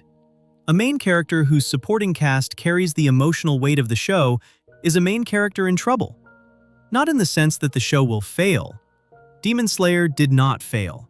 It became one of the biggest phenomena in anime history, in the sense that when people point at the show and ask what makes it great, they almost never point at the protagonist. They point at everyone else. At the animation, at the fights, at the villains, at the music, at the side cast. That is the supporting cast theft. The thing where the people who are supposed to orbit the protagonist end up pulling the audience's love away from him. Every arc of Demon Slayer steals a little more of that love. By the end, Tanjiro is a beloved character in a series where almost everyone else is more beloved, more discussed, more cosplayed, more tattooed, more remembered. Before we move on, if you're enjoying this analysis, please consider subscribing. It helps the channel tremendously. And the odd thing is, even after all of that, Tanjiro is still not the dullest person in his own show. The dullest presence belongs, in a strange way, to an entire category of characters who somehow walk away with the most powerful writing the series has to offer. They appear, they cause harm, they get defeated, and then, right before they die, the show does something to them that it almost never does to Tanjiro. It opens them up. It shows you who they used to be. It makes you cry for the enemy. And it does this so consistently, so beautifully, and with such care, that a quiet suspicion starts forming in the back of your head. The suspicion that the real heart of Demon Slayer, the thing that moves people most, does not belong to the hero at all. It belongs to the ones he is trying to kill. Section 6. The Villain Takeover. How Demon Slayer's best storytelling lives in its antagonists. Try a small experiment. Ask a Demon Slayer fan to name the scene that made them cry the hardest in the entire series. Then listen closely. Most of the time, the scene they name is not a scene about Tanjiro. Most of the time, the scene they name belongs to a demon. They will say Rui, remembering his parents trying to kill him because he was too weak to live, and his mother saying with tears in her eyes that she loved him. They will say Daki and Gyutaro, the slum-born brother and sister, holding each other in the afterlife and arguing about whether she should follow him into the dark. They will say Akaza, realizing, in his final seconds, that the man he was before he became a demon had a fiancée named Koyuki, who died waiting for him. They will say Kokushibo, looking into a mirror after his body has begun to fall apart, and whispering to his own reflection that he had wanted all along to be like his younger brother. They will say the Spider Mother, who was forced into a fake family and wept when Tanjiro's sword finally set her free. They will say Gyoko. They will say Hantengu's memory of the man he used to blame. They will say Enmu, smiling as he crumbles, because a demon praising him was the first time he had ever felt seen. The list keeps going. The demons pile up. The moments stack. And somewhere in the middle of listening, a small and uncomfortable realization starts to form. The deepest, saddest, most beautifully written pieces of Demon Slayer almost all belong to the enemy. That is an odd thing for a shonen to do. Most shonen series save their strongest emotional writing for the heroes. Naruto puts its best emotional work into Naruto, Sasuke, Itachi, and Jiraiya, all of whom are either heroes or former heroes. One Piece puts its most tear-jerking moments into the Straw Hats and their allies. Fullmetal Alchemist spreads its heartbreak across the Elric brothers and their closest friends. The villains get some beautiful scenes, but the emotional center is the heroes' camp. Demon Slayer flips that setup. The heroes get their moments. Some of them are genuinely moving. But the most devastating writing in the series, the kind that people post online for years after the episode airs, lives in the final minutes of Demons. The show has a specific formula for this, and it runs that formula almost every time. A demon appears. The demon does something terrible. Tanjiro and his friends fight the demon. The fight is long. The animation is extraordinary. The demon loses. And then, as the demon's body dissolves in the sunlight or crumbles into ash, the show cuts into the demon's past. You see a human being. You see the moment that person broke. You see what they lost. You see the cruelty that shaped them. You see them as a child. You see them as a young adult. You see how close they came to being loved, and how close they came to being saved, and how the world closed its hand on them before they could turn into something gentle. Then the flashback ends. The demon is gone. Tanjiro usually cries. The formula is so consistent that fans have named it. Every major demon death comes with what the community calls a demon backstory drop. And those backstory drops are treated almost like bonus episodes inside the normal plot. People rewatch them on their own. People rank them. People argue about which one made them cry the most.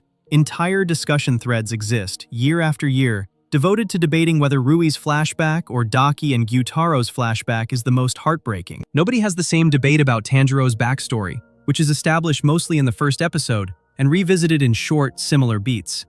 The strange thing is not that Demon Slayer gives its villains good backstories. A lot of shows do that.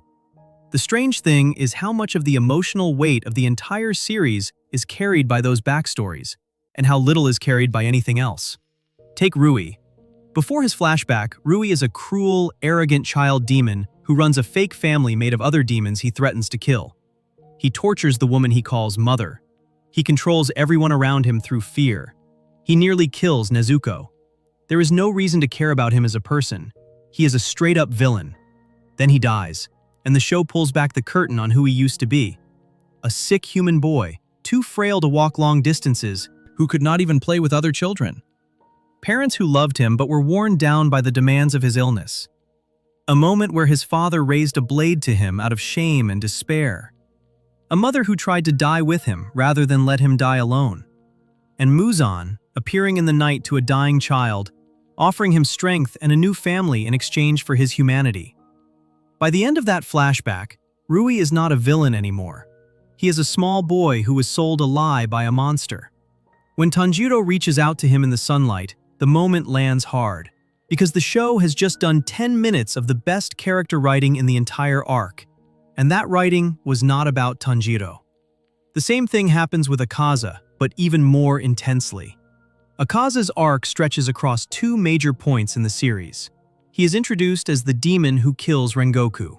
He appears again in the Infinity Castle for a second major fight. And through all of that, he is terrifying, proud, obsessed with strength, a bully who looks down on weakness and refuses to eat women.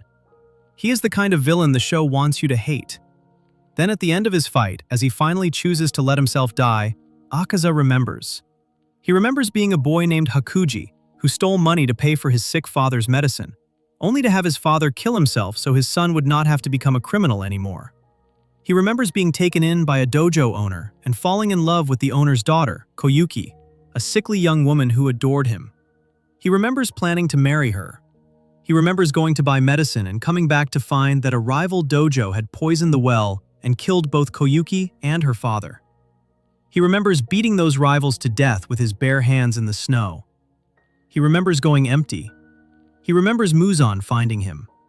And then, in his last second, as a demon, he sees Koyuki again. He reaches for her. He apologizes. He tells her he is sorry he forgot. And he chooses, for the first time in over a century, to stop existing. That scene is one of the most powerful things in the entire franchise, and it is entirely about the villain. Tanjiro is in the room. Giyu is in the room. They are the ones who fought and won. But the camera is not on them. The memory is not theirs. The grief is not theirs. The writing is lavishing its best moments on the man they just killed. Kokushibo, the Upper Moon One, gets the same treatment. He is presented as a cold, ancient, multi-eyed swordsman who has lived for hundreds of years and has been whittling people down the whole time. He is a wall. He is a machine. He is barely a character in the traditional sense. Then, at the very end of his fight, he is broken, and his body begins to collapse, and we see him as a human, a samurai, a man who spent his life trying to catch up to his younger brother Yoriichi, the first and greatest user of sun-breathing, a brother who became a demon out of jealousy and shame, and has been chasing his brother's shadow ever since. His final moments are spent in front of a mirror, looking at what he has become and realizing he is no longer the brother he wanted to be. Then he crumbles. Again, the hero is not in the emotional center of that scene. The villain is. The hero contributed. The villain drives the feeling. This pattern is so consistent that it is fair to say the real characters of Demon Slayer are the demons. Tanjiro walks through the series. The demons live and die in it. The demons have specific parents, specific towns, specific diseases, specific first loves, specific betrayals, specific names they used to have before Muzan renamed them. They are written like human beings. Tanjiro is written like a main character in a commercial. Some of this is on purpose. Gotuge has said in interviews that she wanted demons to be understood, not just hated. She wanted the reader to feel the tragedy of what had happened to them. That is a beautiful choice, and the story is better for it. The problem for this argument is not that the demons are well written. The problem is that they are more alive than the person chasing them. A protagonist is in serious trouble when the writer clearly loves the enemies more than the hero. And in Demon Slayer, that love shows up on the page. Muzan's army of demons are drawn with care and detail. Their backstories are researched and specific. Their fights are structured around their personal histories. Even the smaller demons like Susumaru and Yahaba get little sad endings. Even Daki's first kill as a human girl is given a quick, sympathetic glance. Tanjiro, meanwhile, keeps doing the same thing. Fight, understand, cry, move on. He is the interviewer, the demons are the guests, and the guests keep saying more interesting things than he does. A reasonable reader could ask at this point whether this is really a flaw. After all, sympathetic villains are one of the main reasons people love the series. Would Demon Slayer be better if Tanjiro had bigger scenes than his enemies? The answer is a fair no on one side and a careful yes on the other. No, the villain-centered tragedy is part of the show's identity, and losing it would gut the series. But yes, the cost of letting the demons carry all the best emotional writing is that the protagonist starts to function as a tour guide through other people's pain. He is the one who kneels next to the dying. He is the one who catches the flashback. He is the one whose tears tell the audience how to feel. He is not, however, the one whose own interior life is being explored with anywhere near the same depth. In the hierarchy of emotional storytelling in Demon Slayer, the order is clear. The demons come first. The supporting Hashira and friends come second. Tanjiro comes third, maybe fourth. The main character is emotionally outranked by half his own cast, including the people he kills. That is the villain takeover. It is the thing that makes Demon Slayer quietly unique among shonen. It is also the thing that quietly hollows out its own protagonist. Before we move on, if you're enjoying this analysis, please consider subscribing. It helps the channel tremendously. And if the demons are taking all the emotional real estate, there is one last place where a shonen hero is usually allowed to stand out. One last arena where personality lives in this genre. One last thing that is supposed to belong to the hero alone and carry the stamp of who he is. It happens to be the thing Demon Slayer designed in a way that does almost nothing for the boy standing at the middle of it. Section 7. The Power System Problem. Breathing Techniques and the Death of Individual Expression. In most shonen, a hero's powers are a mirror of his soul. You can read a character just by looking at what they can do. The power is not separate from the person. It is the person, expressed through fists or blades or breath. And the best main characters in the genre have powers that nobody else in their world could possibly have, because those powers grew out of who they are inside. Luffy is made of rubber because he is elastic as a person. He bounces back from everything. He bends around problems. He cannot be squashed by the world, and his body makes that literal. No other pirate in the entire One Piece world has his fruit. It is his alone. It would not work on anyone else. Naruto's signature move, the Shadow Clone technique, is a lonely orphan's dream made solid. A boy with no family makes hundreds of himself. A boy with no company fills a clearing with his own body. A boy ignored by an entire village becomes an army of himself that the village cannot look away from. The move fits him the way a coat fits a shoulder. Ichigo's sword in Bleach changes as he changes. It gets longer, thinner, darker, shorter, bent, hollow, and each new form is tied to a shift inside him. The blade carries his internal weather. When he figures out something new about himself, the sword shifts to match. Deku in My Hero Academia inherits his power, yes, but once he has it, he starts shaping it into something nobody before him has done. Full cowling is his invention. Black Whip is his. Smokescreen is his. The power was handed down, but what he does with it could not be done by anyone else. That is the shonen contract. A hero's power is a personal signature. Now look at Tanjiro's power and what he is allowed to do with it. He uses water breathing for the first half of his fighting career. Water breathing was invented long before him. It is taught in a curriculum. It has specific numbered forms, from the first form all the way through the 10th form, with a few extras added by the man who taught him, Sakonji Urokodaki. Every single move Tanjiro does in this style has a name and a number and a shape that Sakonji already knew. Sakonji taught the same moves to Giyu Tomioka, who uses them too. Sakonji also taught the same moves to Sabito and Makomo, the students who died before Tanjiro arrived. There is nothing about water breathing that is Tanjiro's. He is the latest student in a long line. When Tanjiro invents his own water-breathing form, the 11th form, called Dead Calm, something interesting happens. The form is given to him almost as a gift, in the middle of a fight, after he asks Sakonji in his head what to do. It slots neatly into the numbered list. It has a name. It has a place.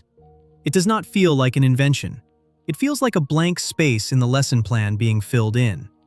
Then the series moves him to Hinokami Kagura, and the ownership problem gets even more complicated. Hinokami Kagura, later revealed to be a form of sun breathing, is not Tanjiro's either. It is a dance his father used to perform at their family shrine every New Year. His father learned it from his father. Tanjiro learned it from watching his father as a small boy. It was a family tradition, passed down through generations, long before Tanjiro existed. And the style itself, sun breathing, was invented centuries earlier by a man named Yoriichi Tsugikuni, the first and greatest demon slayer in history. Every other breathing style in the series is, by the show's own statement, a watered-down version of what Yoriichi created. Which means Tanjiro's ultimate move is a rediscovered inheritance from a family dance that is itself a rediscovery of an ancient technique that a dead samurai invented hundreds of years before anyone in the current story was born. That is 3 layers of someone else's work between Tanjiro and his own power. Compare that to how most shonen protagonists relate to their abilities. Luffy discovered his fruit by accident, sure, but the way he fights with it is entirely his own invention. Gear 2nd, Gear 3rd, Gear 4th, Gear 5th. All of those are Luffy creations. He made them up. He named them. He is the only person in the world who fights like that.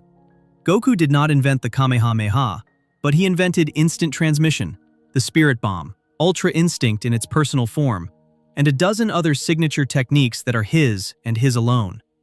Ichigo constantly shocks his teachers by doing things with his sword that nobody has seen before. Naruto builds on Rasengan until it becomes something his father could not have imagined. Tanjiro does almost none of this. His big power-up moments are mostly about remembering, not inventing. He remembers the dance his father did. He recovers an old style. He learns that his family has been connected to this ability the whole time. The show frames these moments as breakthroughs. In practice, they are uncoverings. He finds the power, he does not make it. There is one more layer that deepens the problem. The Demon Slayer mark, the red flame-shaped pattern that eventually spreads across Tanjiro's forehead and face, is also not unique to him. It is the mark that appeared on Yoriichi Tsugikuni centuries earlier. It appeared on many of Yoriichi's contemporaries. It has specific conditions for appearing. Body temperature has to rise to a certain point. Heart rate has to reach a certain number. There is almost a checklist. When the mark shows up on Tanjiro, it also shows up on Muichiro, on Mitsuri, on Gyome, on Sanemi, on Obanai, on Giyu. It is a club. Several members of the cast are in it. His red blade is the same. A Nichirin sword that turns red is a rare thing, but not an unheard of thing, and the mechanism by which blades turn red is a known one. Kyojuro Rengoku's sword was red-tinged because of his flame-breathing.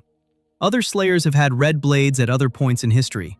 The phenomenon belongs to the sun-breathing lineage, not to Tanjiro alone.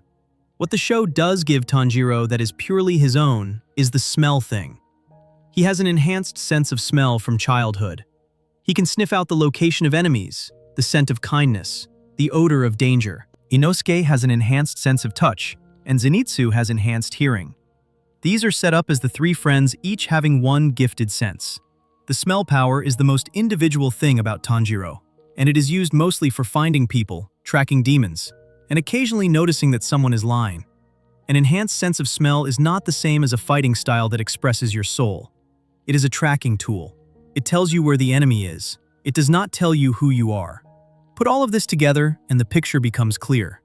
Tanjiro has no power that is uniquely his own in the way most shonen heroes have. His water breathing is Sakonji's curriculum. His Hinokami Kagura is his father's dance. His sun breathing is Yoriichi's invention. His demon slayer mark is a condition other slayers share. His red sword is a lineage trait. His smell is a minor gift. The only thing that truly belongs to him is the effort. He works harder than anyone. He trains relentlessly.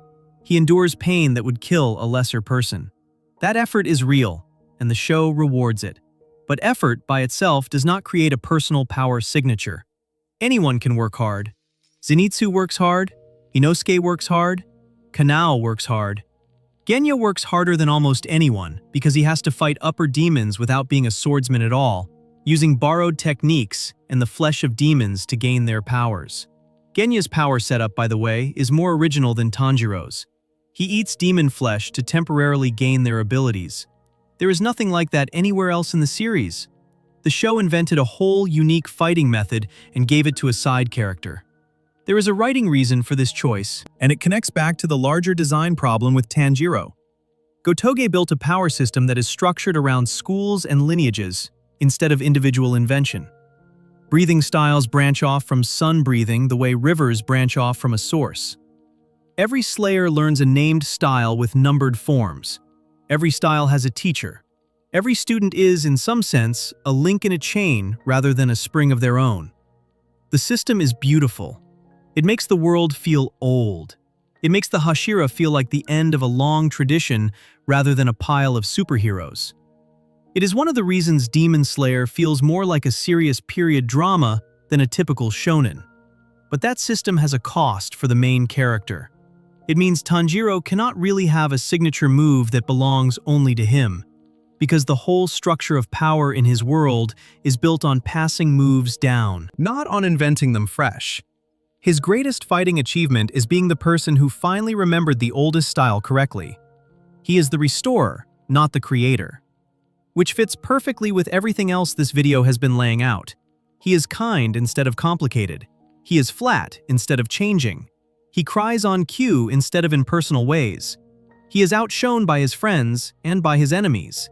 And now, on top of all that, his fighting style itself is a museum exhibit handed down to him by ancestors and teachers, rather than an expression of his own soul. A protagonist who cannot even fight in a way that is his alone has almost no room left to be unique. The last thing you own, as a shonen lead, is the way you hit people. Tanjiro does not own that either.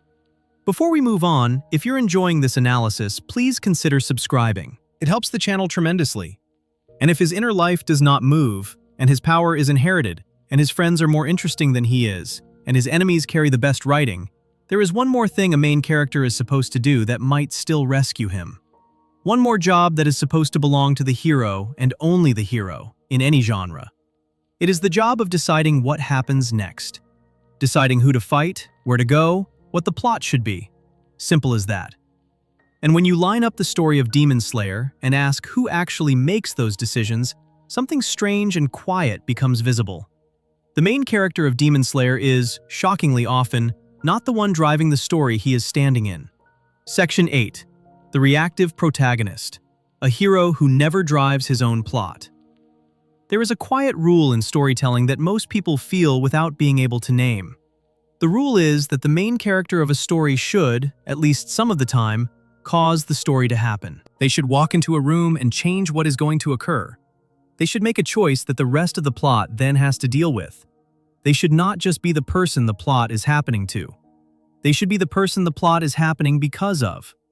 This is why Luffy works. The entire One Piece story exists because a small boy looked at a pirate's straw hat and said he was going to become the Pirate King. Every island they visit happens because Luffy wanted to go somewhere, fight someone, save someone, eat something, or find a musician. The plot is a trail of his decisions. This is why Edward Elric works. The entire Full Metal Alchemist story exists because two brothers tried to bring their mother back to life and broke themselves in the process. Every journey, every lead, every enemy fought, every library broken into, happens because Ed decided to keep chasing the answer to what he did. The plot follows his choices. This is why Eren Yeager works, at least in the first half of his series. He decides to join the military. He decides to go outside the walls.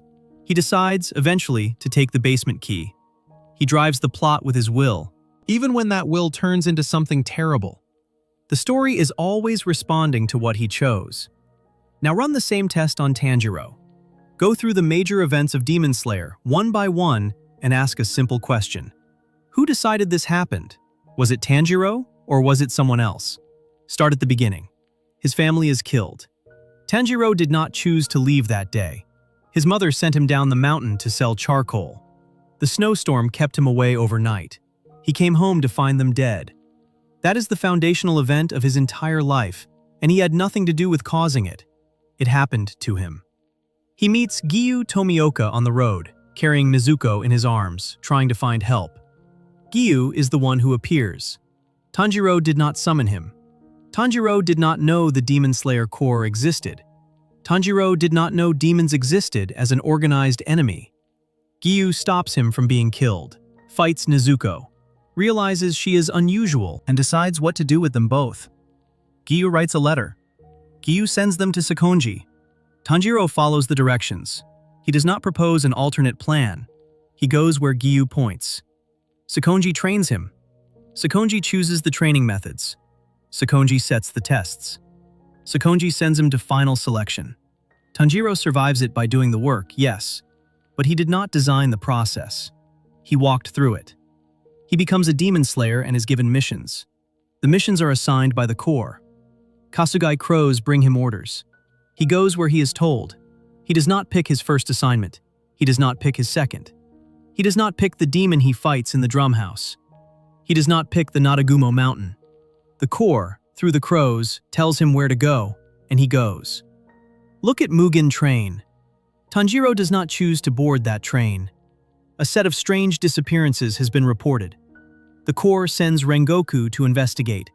Tanjiro, Zenitsu, and Inosuke are sent to catch up to Rengoku and assist him.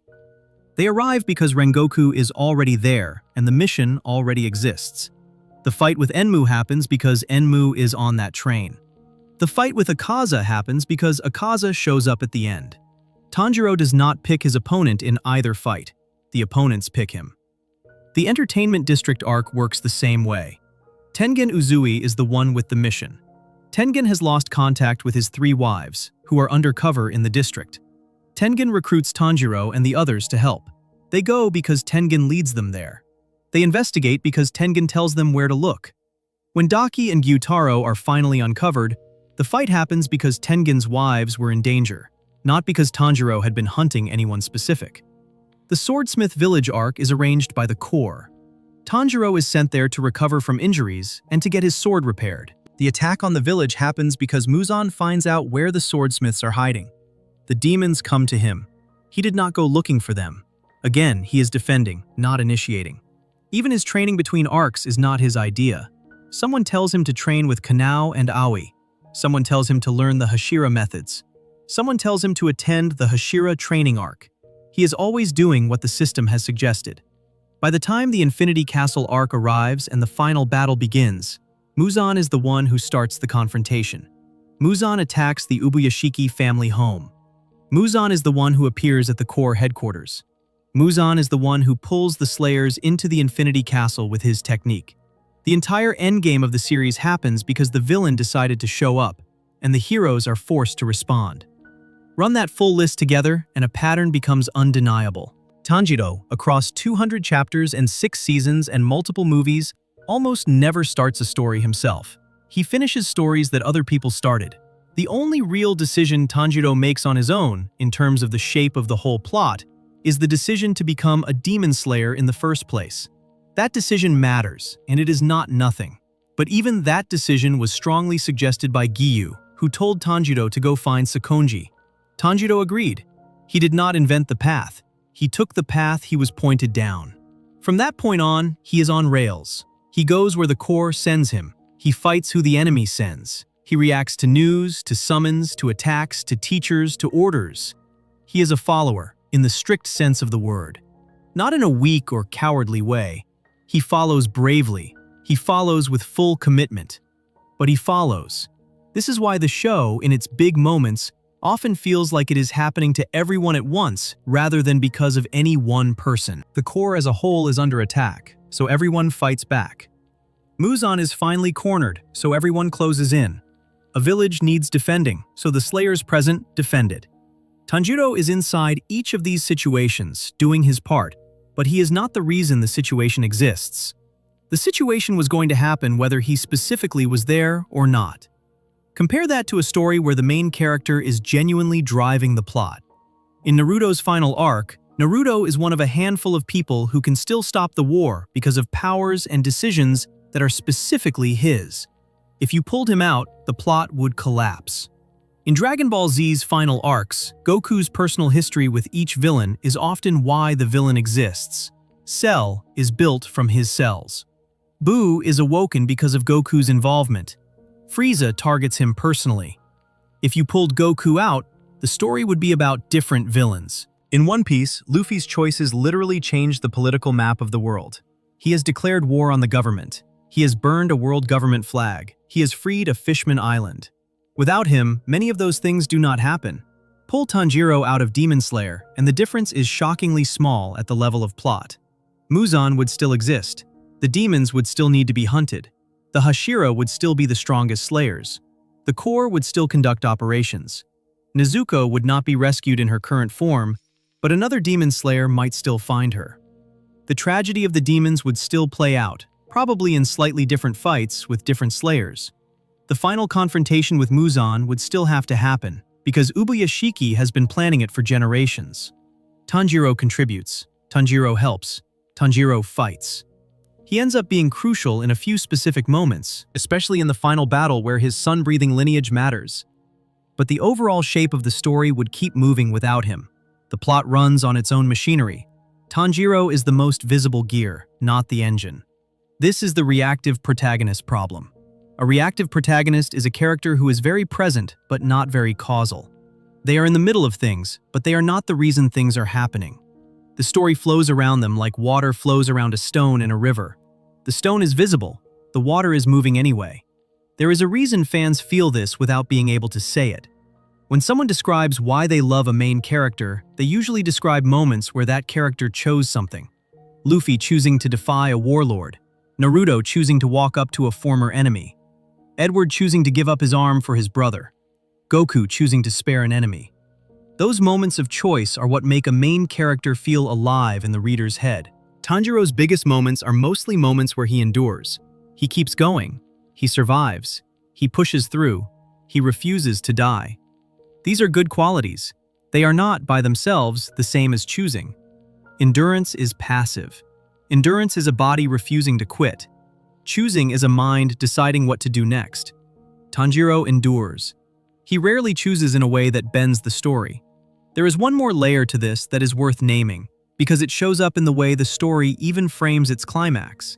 In the very last part of the series, Tanjiro's moment of deepest involvement in the plot happens by being transformed against his will into something terrifying. Muzan does something to him that is outside his control. The decision is Muzan's. The transformation is forced. His friends have to save him from it. Even in the final minutes of the whole saga, the biggest thing happening to the main character is, again, something being done to him by someone else. From the first scene to the last, the story moves Tanjiro through it. He does not move the story. Before we move on, if you're enjoying this analysis, please consider subscribing. It helps the channel tremendously. And a main character who spends 200 chapters following orders, reacting to attacks, and enduring what other people do to him, is a main character who has one last line of defense left. One last thing that might still make him interesting, even if he is never the one pulling the plot forward. It is the thing most heroes are eventually allowed to do, and it is what makes them feel human instead of perfect. Tanjiro, though, is not allowed to do it. Not really. Not even once, in any way that sticks. Section 9. The moral flawlessness problem. A protagonist who is never wrong. A main character becomes human the moment the story lets him be wrong. Not wrong about a small thing. Not wrong in a cute way that gets corrected in the next panel. Genuinely wrong, in a way that costs something real and stays costing it. Goku is wrong. He lets Cell reach his perfect form because he wants a better fight, and people almost die because of it. He underestimates Frieza early, and his friends pay for the delay. He chooses battle over responsibility more than once, and his family quietly resents it for decades. The story lets those choices be mistakes. Naruto is wrong. He is naive about Sasuke for years. He refuses to accept that his best friend might not want to be saved, and that refusal costs lives around him. He makes promises he cannot keep and has to live with the weight of them. He is sometimes too forgiving, sometimes too trusting, sometimes too loud. The story lets those be real flaws. Eren Yeager is wrong in ways so large that they collapse his entire world. His idealism curdles into atrocity. His love for his friends gets twisted into a plan that ends with unimaginable death. The show does not protect him from being a villain in his own story. His choices are allowed to be disastrous. Deku is wrong in smaller ways. He worships his mentor too much and almost breaks his own body trying to match him. He rushes into situations without thinking. He sometimes treats his friends as people to save rather than as people to talk to. These are soft flaws, but they are flaws, and the story names them. Luffy is wrong constantly. He is reckless in ways that get his crewmates hurt. He trusts enemies he should not. He charges into fights he is not ready for. He forgets that other people do not heal as fast as he does. The story makes him pay for this, over and over. Now look at Tanjiro, across the full run of the series, and try to find a moment where he makes a real moral mistake. Not a tactical mistake, not a moment where he is outmatched and loses a fight. An actual wrong choice, where he picks something that the story itself labels as wrong, and has to live with the cost of having picked it. The answer is that there is almost nothing. The cupboard is mostly bare. Tanjiro is kind to demons. The show rewards this by constantly giving those demons tragic backstories that make the kindness the correct response. He trusts his friends. The show rewards this by making his friends trustworthy. He insists on protecting Nezuko against all advice. The show rewards this by revealing that Nezuko is the key to the series' happy ending. He believes that enemies can change. The show rewards this by giving us Tamayo and Yushiro, who are proof that demons can choose good. He spares moments of empathy for his enemies right before they die. The show rewards this by playing their backstories to confirm his instinct was right. Every risky moral position Tanjiro takes, the story quietly confirms was correct. He bets on mercy. Mercy pays out. He bets on trust. Trust pays out. He bets on love for his sister. Love pays out. The universe of Demon Slayer is arranged so that Tanjiro's worldview is always vindicated. And a worldview that is always vindicated is not a worldview. It is a setting.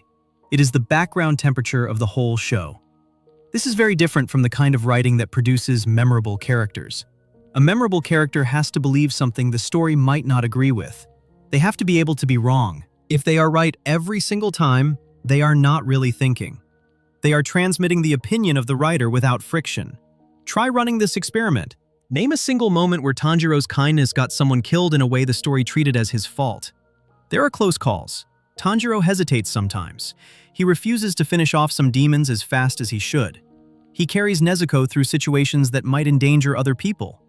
In the Entertainment District arc, his slower, more careful approach with Daki gives Gyutaro more time to hurt people. In the Infinity Castle, his reluctance to let people die costs him energy he probably should have saved.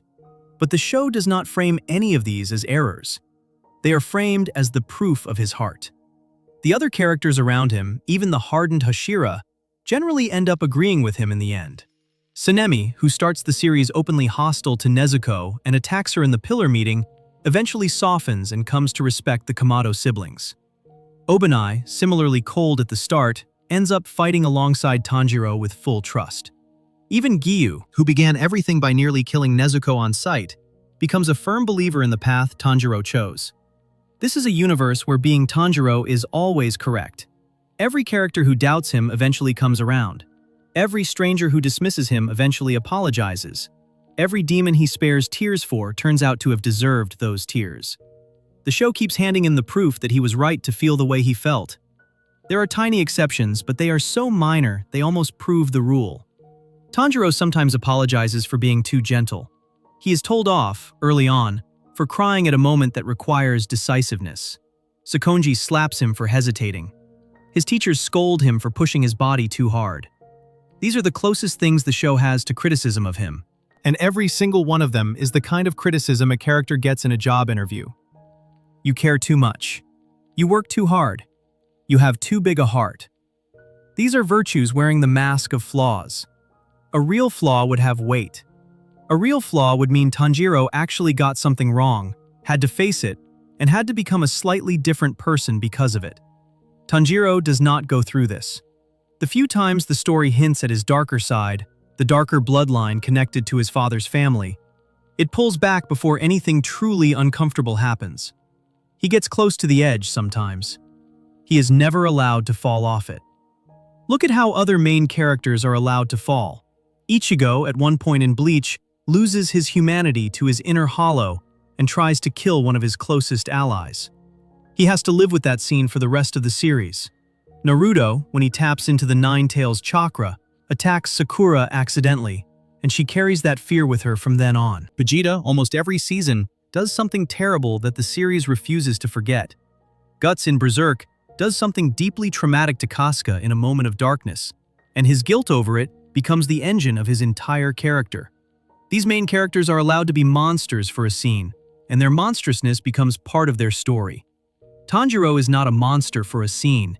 He is a quiet hero who briefly looks darker, and then the show steadies him again. Even in his most extreme moment, his forced transformation at the end of the series, the transformation is something done to him, not something he chose. He did not walk into darkness. Darkness was painted onto him against his will, and his friends rescued him out of it. The cleanest way to see this problem is to imagine the show daring to take one moral risk with him. Imagine that in a middle arc, Tanjiro's kindness toward a demon caused someone innocent to die. Not a slayer, a villager, a child. Imagine the demon had played on Tanjiro's sympathy, had faked remorse, had used his mercy against him, and the cost of that mercy was a kid being eaten while Tanjiro was still trying to understand the demon's tragic past. Imagine the show letting that happen, letting Tanjiro see it, and letting him carry it from then on. That version of Tanjiro would be one of the most haunting protagonists in modern shonen. The kindness would become painful. The empathy would become a trap he had to keep walking back into. The question of whether he was right to trust people, even monsters, would become a genuine tension in every fight. That version of Tanjiro does not exist, because Demon Slayer refuses to test him that way. His mercy is never exploited. His empathy never costs anyone their life in a way he has to carry. His moral compass is never wrong. He is the moral center of the show, and the show protects that center at all costs. Protecting your main character's moral center is not automatically a flaw. Some stories are designed that way. Superman works because his goodness is unbendable. Captain America works because his rightness is a fixed point. Paddington works because the world molds itself around his politeness. There is a whole category of hero called the flat arc hero that is built on the idea of a character whose values do not change and whose rightness is the point. The problem is that flat arc heroes work when they are tested against a world that keeps threatening to prove them wrong. Superman works because the world around him is cynical and he remains hopeful. Captain America works because he keeps having to argue his values against leaders who disagree with him. Paddington works because his politeness faces constant small humiliations and setbacks. The flat character only lights up when the surrounding world pushes back. Demon Slayer does not push back against Tanjiro. It agrees with him. His empathy for demons is echoed by the narrative in their backstories. His love for his family is echoed by scene after scene of other families, including villain families, proving him right about love. His insistence on protecting Nezuko is echoed by Nezuko's own proof that she deserved that protection. The world of the show is set up at every level to make Tanjiro's heart the correct heart. And when a character's heart is always correct, the character stops being interesting. Not because kindness is boring, because undefeated kindness is boring. A quality that never loses, never cracks, never misfires, never causes harm is not a quality anymore. It is a backdrop. Tanjiro, across 6 seasons, a movie, and a full manga, never once has to kneel in the rubble of something his own goodness broke. Every piece of rubble around him was broken by someone else. Muzan did it. The other demons did it. The world before the story did it. His hands stay clean in the ways that matter to the story's morality. He is the boy who cries over the enemies he cut down, not the boy who has to look at his own reflection and hate what he sees. A hero who never has to hate his own reflection is a hero who is missing the most human experience a person can have. And a hero missing that experience in a story that runs this long eventually reads as less real than the people standing next to him. Before we move on, if you're enjoying this analysis, please consider subscribing. It helps the channel tremendously. All of this has been building toward one question that the show never fully asks, but that every critic of Tanjiro ends up circling back to. If the character cannot change, cannot choose, cannot be wrong, cannot express himself through his fighting, cannot hold the emotional weight of his own story, and cannot steal a single scene away from the friends and enemies surrounding him, then how did he become the face of the biggest anime phenomenon of the last decade? That answer is coming, and it is not the defense most fans assume. Section 10. The boring design that built an empire. Why this is a feature, not a bug. Here is where the whole argument turns, and it is worth turning it carefully because the point of this video is not to bury Tanjiro. The point is to understand him. And understanding him means admitting something that every honest critic of the character eventually has to admit. He works. Not as a complicated protagonist, not as a surprising one, not as a character who will be studied in film school the way Guts from Berserk or Shinji from Evangelion will be studied. But he works in a way almost no other shonen hero of his era has managed to work. He works commercially. He works globally. He works with 7-year-olds and their grandparents sitting in the same theater. He works in a way that turned a quiet mountain boy into the face of the single biggest animated franchise of the last decade. The numbers around Demon Slayer are almost embarrassing to recite in one paragraph, but they need to be recited because they are the evidence that none of what this video has been arguing is a takedown. More than 150 million copies of the manga have been printed.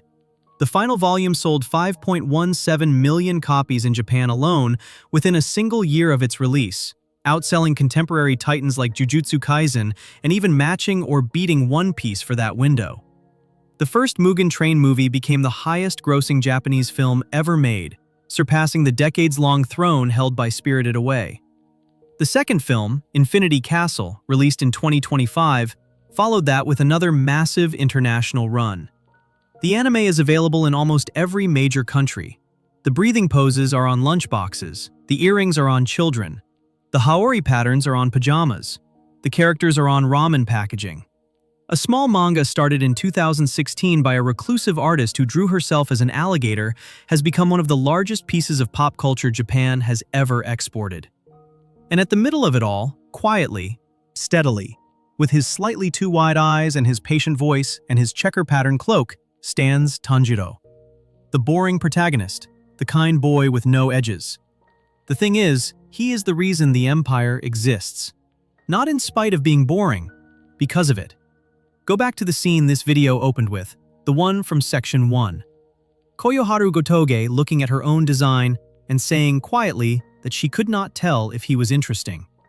Her editor, Katayama, telling her not to worry because a main character who was simply kind, simply humble, simply hardworking, was actually rare in shonen at that moment.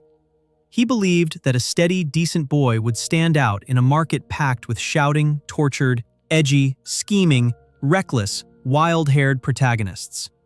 The editor was right. The numbers proved he was right. The phenomenon proved he was right. The reason is structural, and it has to do with what a main character is actually for in a commercial entertainment product. A protagonist in a huge mainstream series is not only a character, they are also a door. They are the thing a new viewer walks through to get into the world. And the wider the door, the more people can walk through it. A narrow door looks like this. A protagonist who is morally complicated, who has a dark past, who speaks in a specific way, who holds opinions the audience might disagree with, who makes enemies for reasons that require context to understand. That door is thrilling if you can get through it. It is also harder to walk through. Fewer people make it inside. A wide door looks like this. A protagonist who is easy to root for, whose values are agreeable to almost anyone, whose reactions match the emotions you are supposed to feel, whose behavior sets a clear moral example, who rarely does anything that would make a parent uncomfortable about their child imitating him. That door swings open at a touch. Almost anyone can walk through it. Tanjiro is the widest door shonen has built in a generation. A mother can sit with her 6-year-old and watch Demon Slayer and not flinch when the hero acts. He is respectful to elders. He protects his sister. He works hard. He cries when sad things happen. He does not curse. He does not leer. He does not bully. He does not sneer at the weak. He feels bad when he hurts people, even when those people were trying to eat him. In a genre full of protagonists who would give a parent pause, Tanjiro is a main character a parent can simply approve of. A new anime fan who has never watched shonen before can start with Demon Slayer and not be lost. Tanjiro does not require 200 episodes of backstory to understand. He does not have a complicated power fantasy running underneath him. He does not have an internal darkness the new viewer has to map. He is a good boy trying to save his sister. That sentence is the whole pitch. A person can be told that on a bus and pick up the series that night. A longtime anime fan who has seen every archetype before can still find something here, because the show around Tanjiro is genuinely strong. The animation is extraordinary. The villains are layered. The supporting cast is rich. The fights are, moment for moment, some of the best the medium has ever produced. Tanjiro is the stable center that lets the rest of the show go wild. This is the thing people miss when they say Tanjiro is boring, as if it is a problem. Tanjiro is not supposed to be the most interesting element in the frame. Tanjiro is supposed to be the frame. He is the part of the picture that does not distract from the picture. He is the still point that the action turns around. He is the emotional baseline that makes all the extreme feelings around him legible. Think about what it would be like to watch Demon Slayer with a more interesting protagonist. Imagine replacing Tanjiro with a version of Eren Yeager. Suddenly the story is about the protagonist's rage, not about the villain's tragedies. The demon backstories would not land as hard, because the main character's darkness would be competing with them for sympathy. The supporting cast would not shine as brightly, because a more dramatic lead would pull the spotlight off them. The fights would feel different, because they would be expressions of the hero's inner storm rather than showcases for the opponent's story. Replace Tanjiro with a version of Light Yagami from Death Note. The show breaks, the warmth evaporates. Nobody wants to watch a cold schemer care about his demon sister. The whole heart of the series depends on the center being soft. Replace Tanjiro with a version of Guts. The show also breaks, in the other direction. Guts is too heavy, too damaged, too violent for the frame that Demon Slayer is building. The villain backstories would feel small next to his. The series would become about him. Tanjiro's lightness is load-bearing. His kindness is what lets the villain's cruelty actually hit. His steadiness is what lets his friend's chaos be funny. His moral clarity is what lets the world's moral questions be explored without devouring the protagonist. The dullness critics complain about is, in a very real way, the thing holding the whole building up. There is also a cultural layer to this that is worth naming. Demon Slayer arrived in the late 2000s into a world that was getting tired of anti-heroes. Television and film in the West had spent 2 decades building up morally complicated protagonists, meth-cooking teachers, charming mob bosses, brilliant detectives who are also monsters, fathers who lie to their families. Anime, for its own part, had been deep in the edgelord era, with grim protagonists carrying tragic pasts and killing with quiet faces. Audiences were saturated with complexity. They had been taught for years that the best stories are the ones about men who are hard to root for. Into that world walked a boy in a checkered cloak who would never lie to his mother. The appeal was immediate and massive. Not because the world had forgotten how to appreciate complicated heroes, because the world had genuinely missed the feeling of being allowed to just like someone. Tanjiro gave permission to feel warm feelings without irony. He gave young viewers a hero they could admire without a caveat. He gave older viewers a rest from cynicism. That was not a small gift. That was a cultural moment. And Demon Slayer caught it precisely because Gotoge, pushed by Katayama, had made the safest, warmest, most straightforward protagonist she could make. The exact qualities that this video has been calling boring were the qualities that the moment needed. And Gotoge, to her credit, did not lose the darker elements she originally wanted. She still put them in the manga. She put them in the demons. She put them in the Hashira's backstories. She put them in the slums of the entertainment district, and the temples of Guillaume's childhood, and the snow where Akaza's fiancé died. The heavy things she first wanted to write about stayed in the series. She just moved them off the main character and onto everyone else. The darkness went to the supporting cast. The lightness went to Tanjiro. That division of labor is the whole architecture of Demon Slayer. It is also, to be very honest, why Tanjiro is the most boring protagonist in anime history. He had to be. That was the trade. You cannot have the warmest mainstream protagonist of his generation and also the most fascinating one. The traits cancel each other out. Interestingness in shonen almost always comes from a protagonist being unreliable, unpredictable, or dangerous in some dimension. Tanjiro is none of those things. The cost of his wide appeal is his lack of surprise. The cost of his moral clarity is his lack of internal conflict. The cost of being easy to love is being hard to remember after the show ends. Ask a Demon Slayer fan a year after they finished the series what they remember most. They will usually name an animation sequence, or a villain's backstory, or Rengoku's speech, or the way Zenitsu sounded when he killed Kaigaku, or the final battle choreography. They will love Tanjiro.